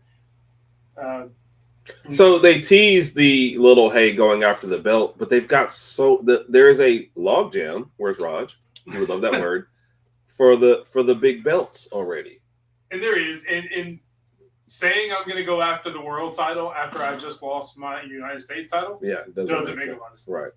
Which isn't that how everybody always does it though? Like, you don't go after the except for Tiffany Stratton right now, you don't really go after the next belt while you have the current belt. But yeah, I don't know what they're going to do with Trick. I mean, are they going to do I feel like we're going to see him and Carmelo and Corbin for a minute because they all have great stuff about them. Yeah, I guess. But otherwise, Corbin can lead a really good match. Yeah. Especially once he gets his footing back. This match, notwithstanding. Yeah. Well, I didn't feel like this. You could tell that the things that went wrong in this match were things he was forced into that wouldn't be in another match. Like, that would not have happened had it been him versus Carmelo Hayes. Yeah. Because you don't have the extra. But him basically having to force his way into, like, him getting hit in the back was one of the worst spots I've ever seen. Because he basically walked all the way over to the side for no reason. And had to stop himself because Lil Yachty wasn't ready. Yes. And if your outside guy's not going to be ready, ditch that guy. Let's move on. Yeah, and I have said many times that I like Lil Yachty in the spot he's in. Right. I didn't like it tonight. I don't know why he got his own entrance. Lil Yachty should have just came out with Trick like they've been doing. Yes. So hopefully this is the end of Trick and Yachty. Yeah. Let Yachty go on tour. Let him make a new album. Yeah. And let Trick just be Trick. Yeah, thank you.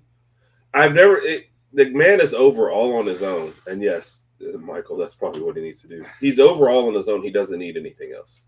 Yeah, and don't be surprised if Trick Williams is in the Money in the Bank match. And how many people are in the Money in the Bank match? Usually 6. Okay. So they'll probably have 3 from Raw, 3 from SmackDown. Oh, okay. So your SmackDown, I could very easily see it being Trick Williams, Carmelo Hayes, and Finn Balor.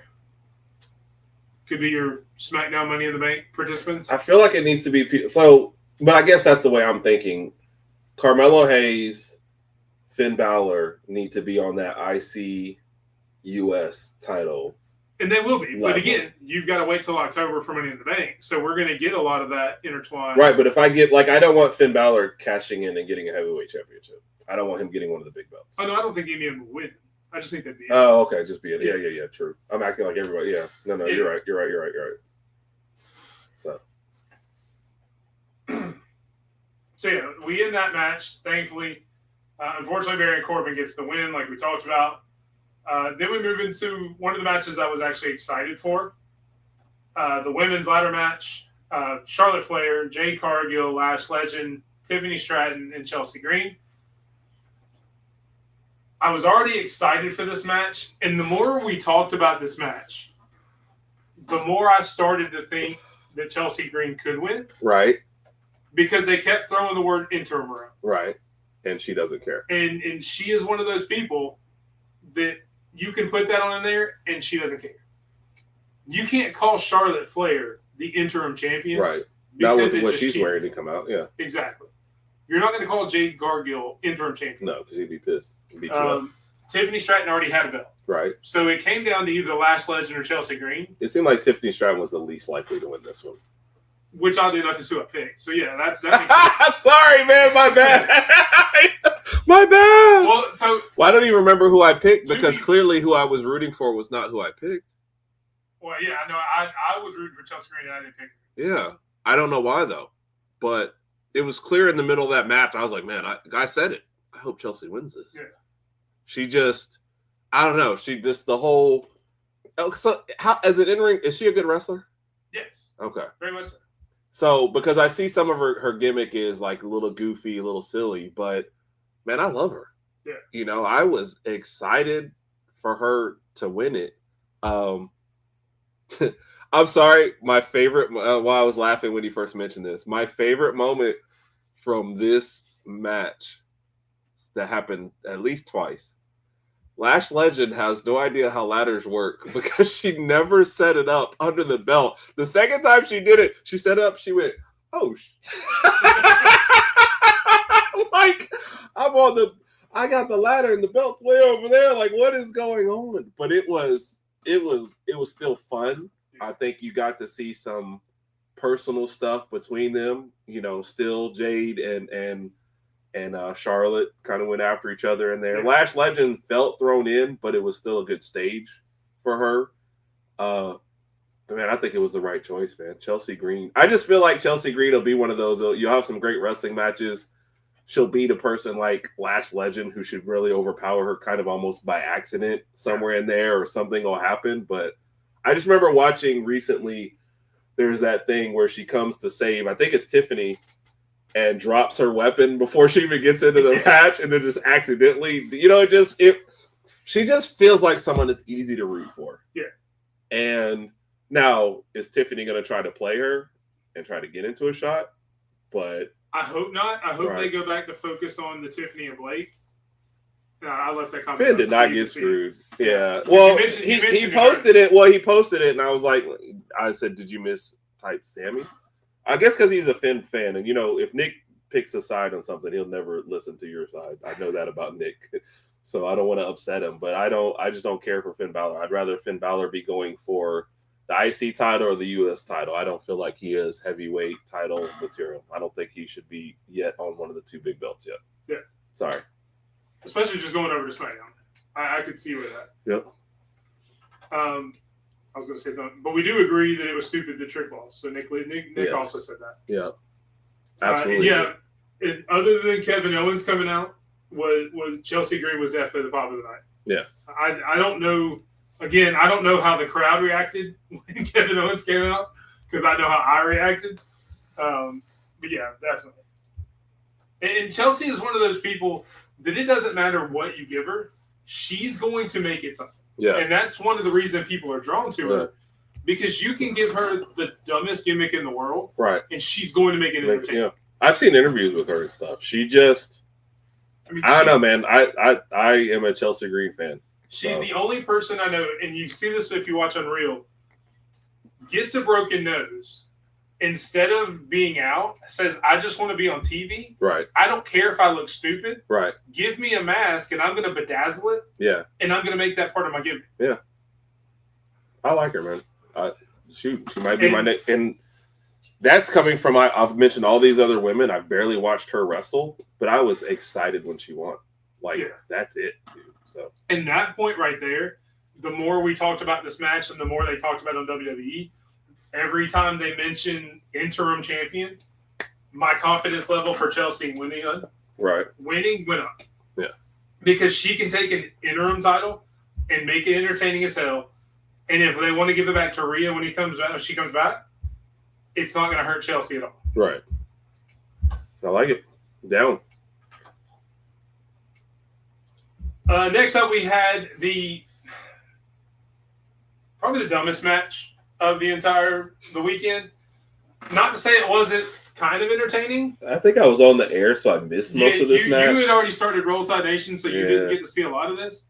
And I'm not going to say I was fully invested. Exactly. It's Danhausen versus Dominic Mysterio for Human Money's on a Pole.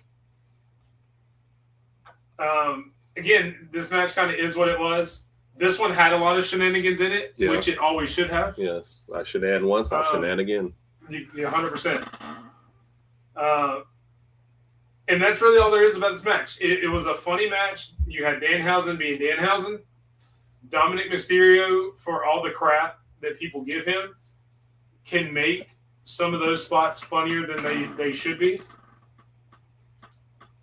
Which is funny because I've seen enough to know from Danhausen to know he can wrestle if you give him a chance to, but they've got him doing the comedy part of it. I just don't know that it has a place for me at SummerSlam, not this part. I understand why they did the Saturday Night Main Event one because that was the Knicks and everything. Yeah. This one just feels like, hey, here's a match, and by the way, ever since we took the belt off Dom, we have no idea what to do with him. We don't want to elevate him to another belt, and he's not chasing his current belt, so we're just going to have him mired in this feud that's going nowhere. And he's kind of in the same thing that you mentioned earlier. The Triple Mania show isn't until September. Mm-hmm. So they need something for him to do before they build on that. Mm-hmm. So they're putting him in stuff like this, which just gets him on screen, but not necessarily do anything important. Right. But he'll go back down to AAA and be in a big time, which he already is. Yeah. You know, kind of what you mentioned earlier about throwing people in tag teams. Him and El Grande Americano were a tag team against other people, and Dom turns on him. Right. So you've kind of got that same build going for their match for Triple Mania. Right. I got you. WWE wise, no, we have no idea what to do. No, they really don't. Sometimes when they don't have a clue, it's fairly obvious. And you can definitely tell Nick Beasley does not like Danhausen. Yeah. I told you Nick picks a side, and once he's on that side, forget it. He will not. Danhausen could like go win the heavyweight title with one of the best matches ever. Nick could be like, I hate that guy. But yeah, it's just, and I get it, Michael. He is a world champion. He's a AAA world champion, and it's just. That's what I feel like they're just wasting him. They have no idea what to do with him. And then you said it earlier, he's not actually part of it until we're keeping up with each other, but they don't do stuff with the rest. I don't know. It was just weird. It was just weird. Yeah, definitely a match that didn't have to be here. No, I would not have made that. Again, can we make this one point? Give me 4 or 5 different women's matches, or give me Dom versus Danhausen. I could have thrown some crap together, and given you a match. Yeah, 100%. We've mentioned at least 3. Yeah, I mean, old girl that just beat Sol Ruka put her belt on the line. Yeah. I realized it was she just won it, but let her come back out here and do something. So there's a million different things. Yeah, and WWE does this a lot. This is kind of the same equivalent of the 6-woman tag match the night before. Yeah. They try to put something in the middle that's kind of campy and dumb, or that you don't need to pay a lot of attention to. Right. Maybe that's to let the crowd rest. But from a TV perspective, you're just like, why am I watching this? Basically. Yeah. You know what? The only reason why that fails is because you're giving me enough commercials to rest. So if you're going to make matches like this that are terrible, take out the commercials. But I don't need commercials, then this match, then commercials. Yeah. Because now essentially, this match ended up turning into a commercial anyway. Yes. Because at the end, you have Danhausen throwing out Danhausen dollars, which they just started selling on WWE Shop yesterday. See. And make sure if you go buy Danhausen monies, you use my affiliate for WWE Shop. That way I get some human monies out of the deal. Yes. So. Otherwise, this was stupid and we're moving on. And we are moving on because it was stupid. Next up, we get, other than Kevin Owens coming out with a great match, probably one of my matches of the night, Chad Gable, Penta, IC Championship, a story that is over a year old that has been told. We got the birth of Grande Americano. We got Penta making his debut during all this and kind of kicking it off. And Chad Gable finally gets the win that he's been trying to get for over a year now. His redemption tour. Winning the IC title, coming full circle, in just a great moment. Herb, what'd you think? So first off, starting at the end, right? The moment they had, similar to Brock with an Oba with this, but they had that moment at the beginning also. Again, proving you can have two people who like and respect each other, have a great match, and I don't have to have a heel and a face. Yep. Just great wrestling. I think it was kind of telegraphed that Chad Gable was going to win this one here, but I don't know why. I like Penta. I feel like he does good matches, at least a couple I've seen. I was rooting for him against Dom. It's funny to me that you have a guy like Penta, and he's a good wrestler, right? It feels like, and the crowd likes him. We're going to have that guy on every week, right? We're going to have him defend his belt 10 times, I think they put on there. Yeah. And then we'll have Liv Morgan, and she'll defend it once. And I'm like, I don't know what you guys are doing. Yeah, so if you look at the averages, he's like 1-11 on title defenses. Liv's like 1-1. Yeah. Anyway, I'm getting off subject. I thought the match was good. I thought there were great spots. I thought both men put on a great show for it, and I liked the ending. And I think it just proved again, don't have to have extra people, don't have to have extra stuff. I can have just two guys who are going to put on a good show, and I don't need the extra stuff to make it a good show. I think it was worthy of SummerSlam, one of the best matches for sure. And I even with that ending being telegraphed, I liked the ending. Yeah. And I like Penta's reaction to it. Like, bro, I just lost to a guy who sometimes when you're interviewing like sports stars after a game, they're like, hey, what happened to this man? Like, I just lost. Yeah, they were just better. They were the better team. Yeah. Right? I liked it. I thought it was good. Javon Evans, I don't know if they know what they're doing with him yet either. Since Bobby asked. Yeah, I mean, so he was kind of intertwined in this story. He had a number one contender for the match as well. Right. Him, Ethan Page, to Bobby's point, and even Rusev was kind of on the periphery. Can I say this again? Rusev does not fit this group at all. He doesn't. He just like when you know those memes you see where they say, well, you lied on your resume but got the job anyway. Like when I look at all the guys and you're like, here's Penta, here's Chad Gable, here's Javon Evans, here's Rusev. I'm like, what? I just see the guy who's lying. They're like, how much do you weigh? This is a cruiserweight division, and you look like you weigh 300. He's like, no, 200. Really? Like he's forging the certificate to get into the match. Yeah. I'm like, dude, are you guys falling for this?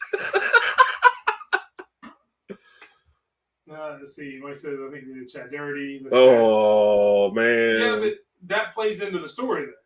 The fact that he's gone for this championship 7 times and couldn't win it before, it does play into the fact that he had to do all that to get where he's at. So for him to win, he had to go and adopt a mask, right, and run around in that forever, and then lose that mask and come back as himself and then win. Yes. Nobody cared about the story. Nobody cared about who he was until he put on the mask. Is that what we're saying? Is he secretly Batman? In the story, yes. He's secretly Batman. Got it. Rock and Roll Express. Yep.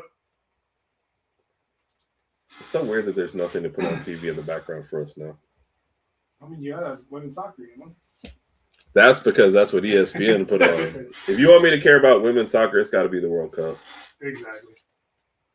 And you can, before anybody gets mad, if you want me to care about men's soccer, it's got to be the World Cup or like the Euros or something major. I ain't watching a regular Sunday night game. That was Bane. Nobody cared who I was until I put on the mask. So are you saying Chad Gable's Bane? That actually fits his storyline.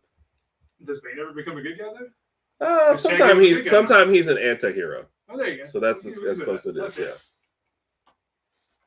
Which is always weird for a guy who broke someone's back and then took over a whole city to be an anti-hero, but sometimes it happens. You need to leave it from an Asian guy. Yeah. It's like when you go into a Mexican restaurant and there's an Asian dude working back there, just like, we just gave up, huh?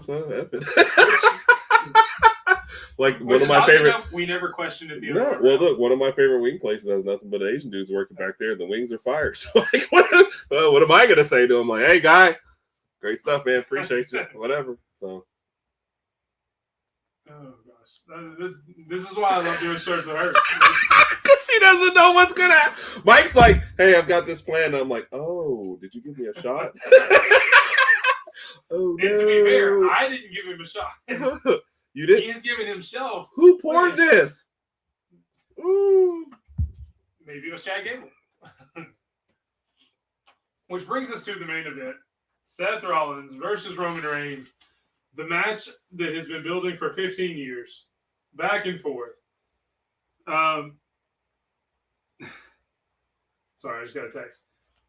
Was it for me? No, it wasn't for you. Oh, okay. I'll tell you about it later. Uh-oh. I'm going to mute you. I want to know now. People be reading lips like, what the hell? Well, so that's what I was going to say, Mike, before we get to the last match. Nobody questions it the other way around. Like, I see a Mexican guy in the Chinese restaurant, and I'm like, okay, that's cool. Yeah. Anyway, now that we've all gotten canceled. That just basically proves that anybody... No, but we're talking good about all these. Like, look, I'm sorry. If I go to a wing joint and there's a Mexican dude working there and he gives me great wings, I don't care what nationality or anything. So I actually have that queued up on my next to watch kind of stuff. My problem is once football season comes on, I never watch anything, but I've heard good things about that. The Harley Quinn and Poison Ivy cartoon? Yeah, I bet you did. That started that? I bet you did. Well, it was the precursor to this Sure because it Kite was. Man was in that too. Okay. Anyway, Mike hates me sometimes. He's like, this mother. getting to the main event, as we're watching the cash in of the century in the background, Herb has pulled it up on the big TV now. Yeah, just again, a great match. Seth Rollins, Roman Reigns really had, in my opinion, and I'll ask Herb what he thinks here in just a second, one of the best storytelling matches the WWE's put on in a minute. You could see the progression of both of the wrestlers throughout the entire match. Yep. And then the moment where the chair was there, Roman picks it up, and yes, it was obvious. You saw the evolution in his mind where Roman picks it up, has the chance to do what he's done every other time, and let that chair and Seth Rollins be in his head, and puts it down, and that's what ultimately leads him to win the match. To me, that is some of the best in-ring storytelling that I've seen on WWE in a minute. Yep. Herb, what'd you think? No, I agree. Not even knowing the chair stuff and having it explained to me, I thought that part was great. I thought the no extras running in part of it was great. The fact that Mike and I predicted perfectly what was going on with the rep, it was funny because I was like, "Oh my god, he's getting a little too close." Mike was like, "No, he's fine." Boop.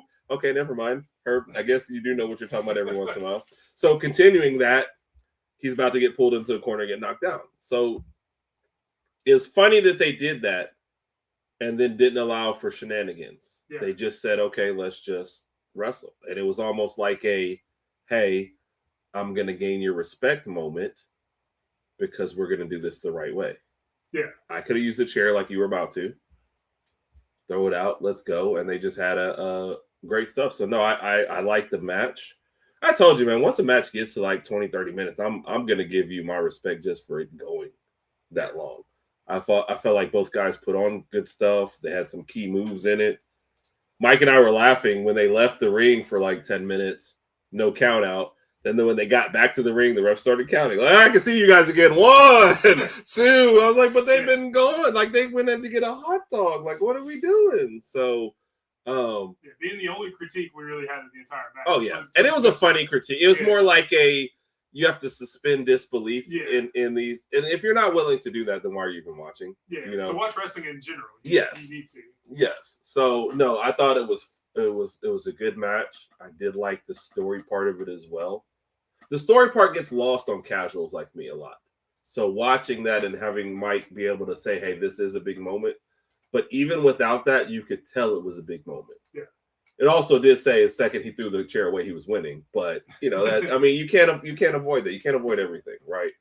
I thought it was a good match and a good ending, and it'd be interesting to see what because this is where WWE runs into problems, right? You've got Oba waiting in the wings, right? Kevin Owens is going against CM Punk, right? Seth Rollins is not going to go after the IC belt or the US belt, right? So what do you do with a Seth Rollins who is clearly a superstar, clearly a main eventer? Do you just like are Seth Rollins and Cody Rhodes and Randy Orton about to just dick off for like months? Why we do, you know what I mean? So that's not a complaint to anybody. It is an embarrassment of riches because you have a lot of guys who are great main eventers and you got to find something to do. That's a WWE problem you got to figure out. But there is a lot. Where does Seth Rollins go from here? To me, is a legitimate question if you're going to continue on this Roman Reigns run. But yeah, and to be fair, to your point, that may be the biggest question coming out of SummerSlam altogether. Right. Because at least with Cody, you got Randy there, so you're going to be able to have that feud. Right. With Seth, you just ended division. Right. You just ended Roman. Right. He has nowhere else to go. Right. So now, as you said, it's WWE's job. Where do you figure out what to do? Find out what he does next.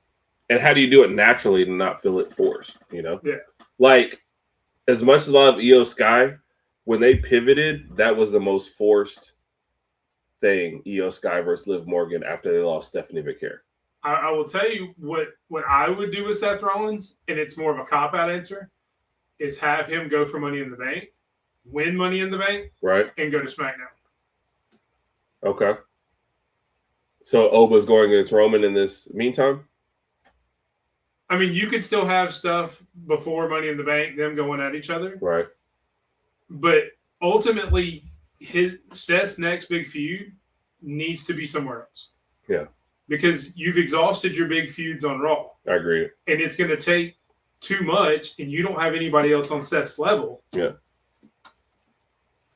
To give him a good match and a good feud between now and Money in the Bank. Yeah. Stephanie McCare got hurt. Yeah. And I think the plan was for her and Liv Morgan to have a much longer program. Yes. And then she got hurt because they spent so much time building it up. So like I said, as much as I love Io Sky, it was definitely just thrown together with her and Liv Morgan. And to me, I think that may have been why they had Liv Morgan in the Queen of the Ring. Right. They wrote it off as something stupid. But I think she may have been scheduled for Queen of the Ring anyway before Stephanie got hurt. Right. And maybe that's how she got back to Stephanie McCare for SummerSlam. And they were just like, well. He's asking what's the injury? I think I want to say it's her knee, but I'm not 100% sure. Yep. I know at the end of WrestleMania, she just said her body was done. Like, she didn't say a specific. Is this not injury. the second time she's been a legitimate second-degree AC joint shoulder sprain? So shoulder. I'm completely off. Is this not the second time, though, she's had a major... Did she not miss, like, almost 2 years before? No. She just started WWE a couple years ago. Major injury. I think this is the first time Stephanie McCare has been out for any extended period of time.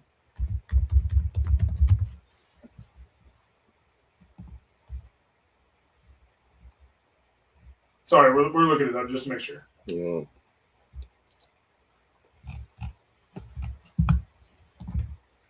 Yeah, I mean, and he may take some time off.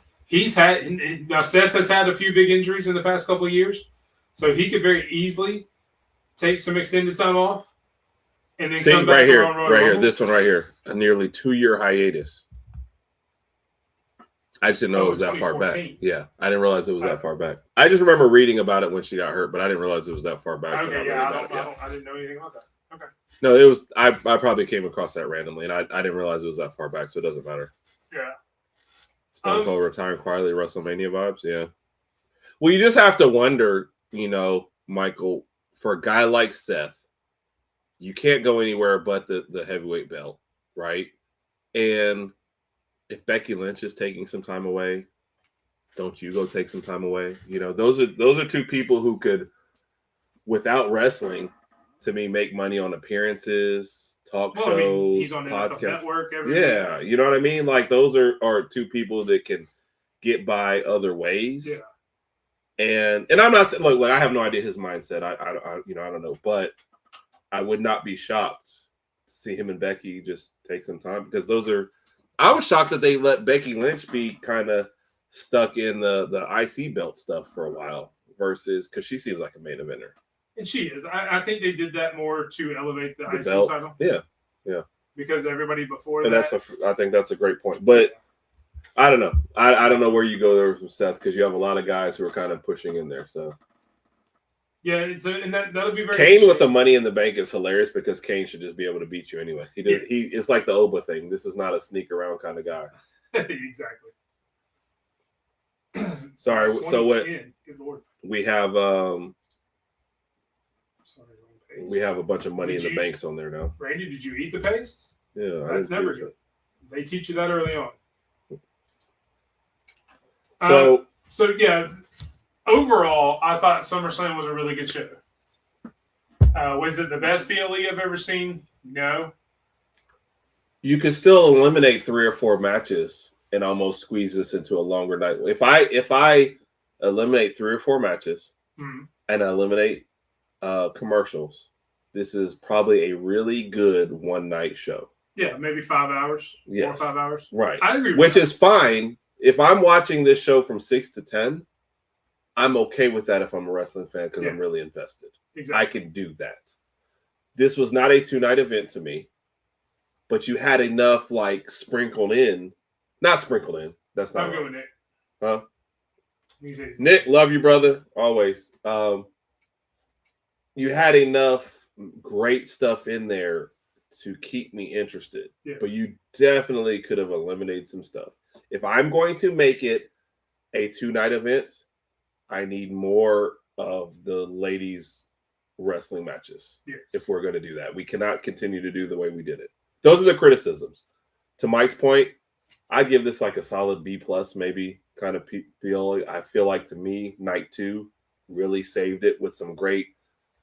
If you didn't get emotional at some point in night 2, like you're probably not. You're more like me, a casual, but you should still be feeling something. Yeah. Right. Kevin Owens, Chelsea Green, to me, still just like, hey, we're rewarding somebody who always does a great job no matter what we do. Yep. You know, Chad Gable, if you followed that whole story, Seth, and I mean almost every match except for Dom and Danhausen, exactly. And even Trick, right? But if you're, I'm sure Baron Corbin coming back, that probably sparked something for some people. Yeah.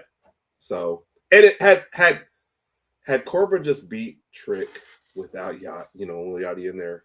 Yeah, if it had just been Corbin and Trick, then I might have felt better about that. Yeah. But anyway, I felt like it was a really good night 2, and I really think that elevated it. Yeah, we mentioned it, Randy. We looked it up. Herb mentioned it up. Thank you. Who is that? Bobby that put that, or is that Extreme? Yeah, Extreme. Extreme said the same thing, Nick, and yeah, I did. Yeah. I do. I think they just elevated themselves for night 2. Yeah, definitely night 2 for me as well. You had Oba on night 1, but that was really the only emotional connection I had to night 1. Right. Probably for most people. And most everything Herb just mentioned, at least 3 out of those 4 moments, I had an emotional reaction to. Yeah. So definitely night 2 carried it. In night 1, I would probably give a C+. Yeah. Night 2, I would give an A. Yeah. Which kind of brings it to what you said, like a B+. Yeah. I think that's very fair. Just too many matches that kind of drug you down. Yeah. On night 1 that you could have easily. Both 6-man tags being on night 1 was probably them just saying, all right, we're punting on both of these. Yeah, right? I mean, you probably could have swapped one with Trick and Baron, and that match would have looked better too. Yeah. Yeah. Baron and Trick has the discredit of being around everything else that it was around, making it look less important. For sure. And it's never good when you insert somebody else in and then you make a guy who's really over lose. Yeah. Neither one of those two went well. So, and Baron Corbin coming back didn't have the same effect for me as Kevin Owens coming back, but yeah, these are all kind of the nitpicky. I think they did a better job on night 2 and they recovered and had some really good moments. So I was happy to watch it with Mike. Definitely glad, and that's one of the things that makes it one of the better PLEs for me is getting to sit here and watch it with her, and everything else we've done behind the scenes the past couple of nights during SummerSlam. Whether you guys have seen them on camera or not, it has been a lot of fun getting to experience that with her. And as cool as it was to see Kevin Owens come out, I'm glad I was here with her, who knows kind of the story. Because at home, I probably wouldn't have done that. Because I don't want to mess with anybody. I don't want to wake anybody. Just there's a lot of other factors around. So getting to be able to react to that again, naturally. I wish we had had the camera. Well, that'll be what happens in the future if we're watching just a PLE. So and maybe that's maybe that's what JT does. You just film it, and if you get good stuff, you do, and if you don't, you don't. So maybe you and I just need to watch along all the PLEs together. Yeah, I'm down. So Money in the Bank, Herb and Mike. I'm down. We'll do it. Of course, that's on a Saturday during college football. I mean, good Lord. Well, we'll be doing other stuff anyway, so we'll just make it work. But thank you guys, everybody in the audience, for joining us for both the watch along of the main event and the review afterwards. I know this was a very lengthy show, but there was a lot to talk about. Yep. A lot of great moments. Thank you to Herb for joining me. Herb, let everybody know where they can find you. Herb and Raj podcast will be on Wednesday, 8 p.m. and then Saturday, 8:30 p.m. So no, this has been a lot of fun. And just so everybody knows, Raj and Sped were both invited. Both were out, which is fine. So you might see them on in the future. This just happened to be a weekend where Mike and I had time to watch both PLEs. So nobody's being excluded. But man, it was definitely a lot of fun. We'll have to figure out something for Money in the Bank. If we're just sitting here and we got enough TVs. Yeah, definitely. College football will be on one, and Money in the Bank will be on another, and you might be getting live reactions to everything going on. Who knows? But we're going to figure out something for Money in the Bank. Definitely. I'm down. Yeah. And definitely make sure you guys go subscribe to Herb and Raj if you're not already. I tried to shout them out a minute ago, but I'll shout them out now. They just reached 1K subs over on YouTube. Thank you, sir. Huge milestone. I've been there behind the scenes for a lot of that, which is how we became best friends. Oh, my goodness. Money in the Bank is October 10th. Do you know what game is that day? Wow. So we won't even be here for that. We won't even be here. Yeah. We will be in Tuscaloosa. Shit. We don't know that we're doing something. Yeah. So it says this starts at 5:30. Is the Georgia game a 2:30 game? I don't have they announced it yet. Good Lord, Randy, you'll love that. Yeah, Money in the Bank is the same day as Alabama, Georgia. So the plan right now for Alabama, Georgia is we're going to Tuscaloosa. Rod is going to be in town. He's already bought a flight. If we somehow get into the game, we're at the game. Yeah. If not, we're probably going to jet over to my mom and dad's house and watch that game and do a live stream from there on their back porch. And Randy says that will be in that game. Oh God! So it's going to be right in the middle, no matter what happens. So we're missing. We get all these plans, and then oh my goodness, folks! Getting you too many interests. So, well, if we don't get in, folks, we will come back home. We'll have a live stream of the game, and Money in the Bank will be on a second TV because I'll bring one of these other TVs along. Yeah, I'll bring my laptop. Yeah, and we'll have plenty. So he's not sure. He just says he just thinks of it. That's fine. Randy knows. Randy's smarter than both of us. So yes. But stay tuned. We'll figure it out. We will definitely keep you guys updated. Follow Herb and Raj podcast or That's at crazy. Herb Ragsdale over on Twitter. You can follow me at _BigMike27 pretty much on all socials.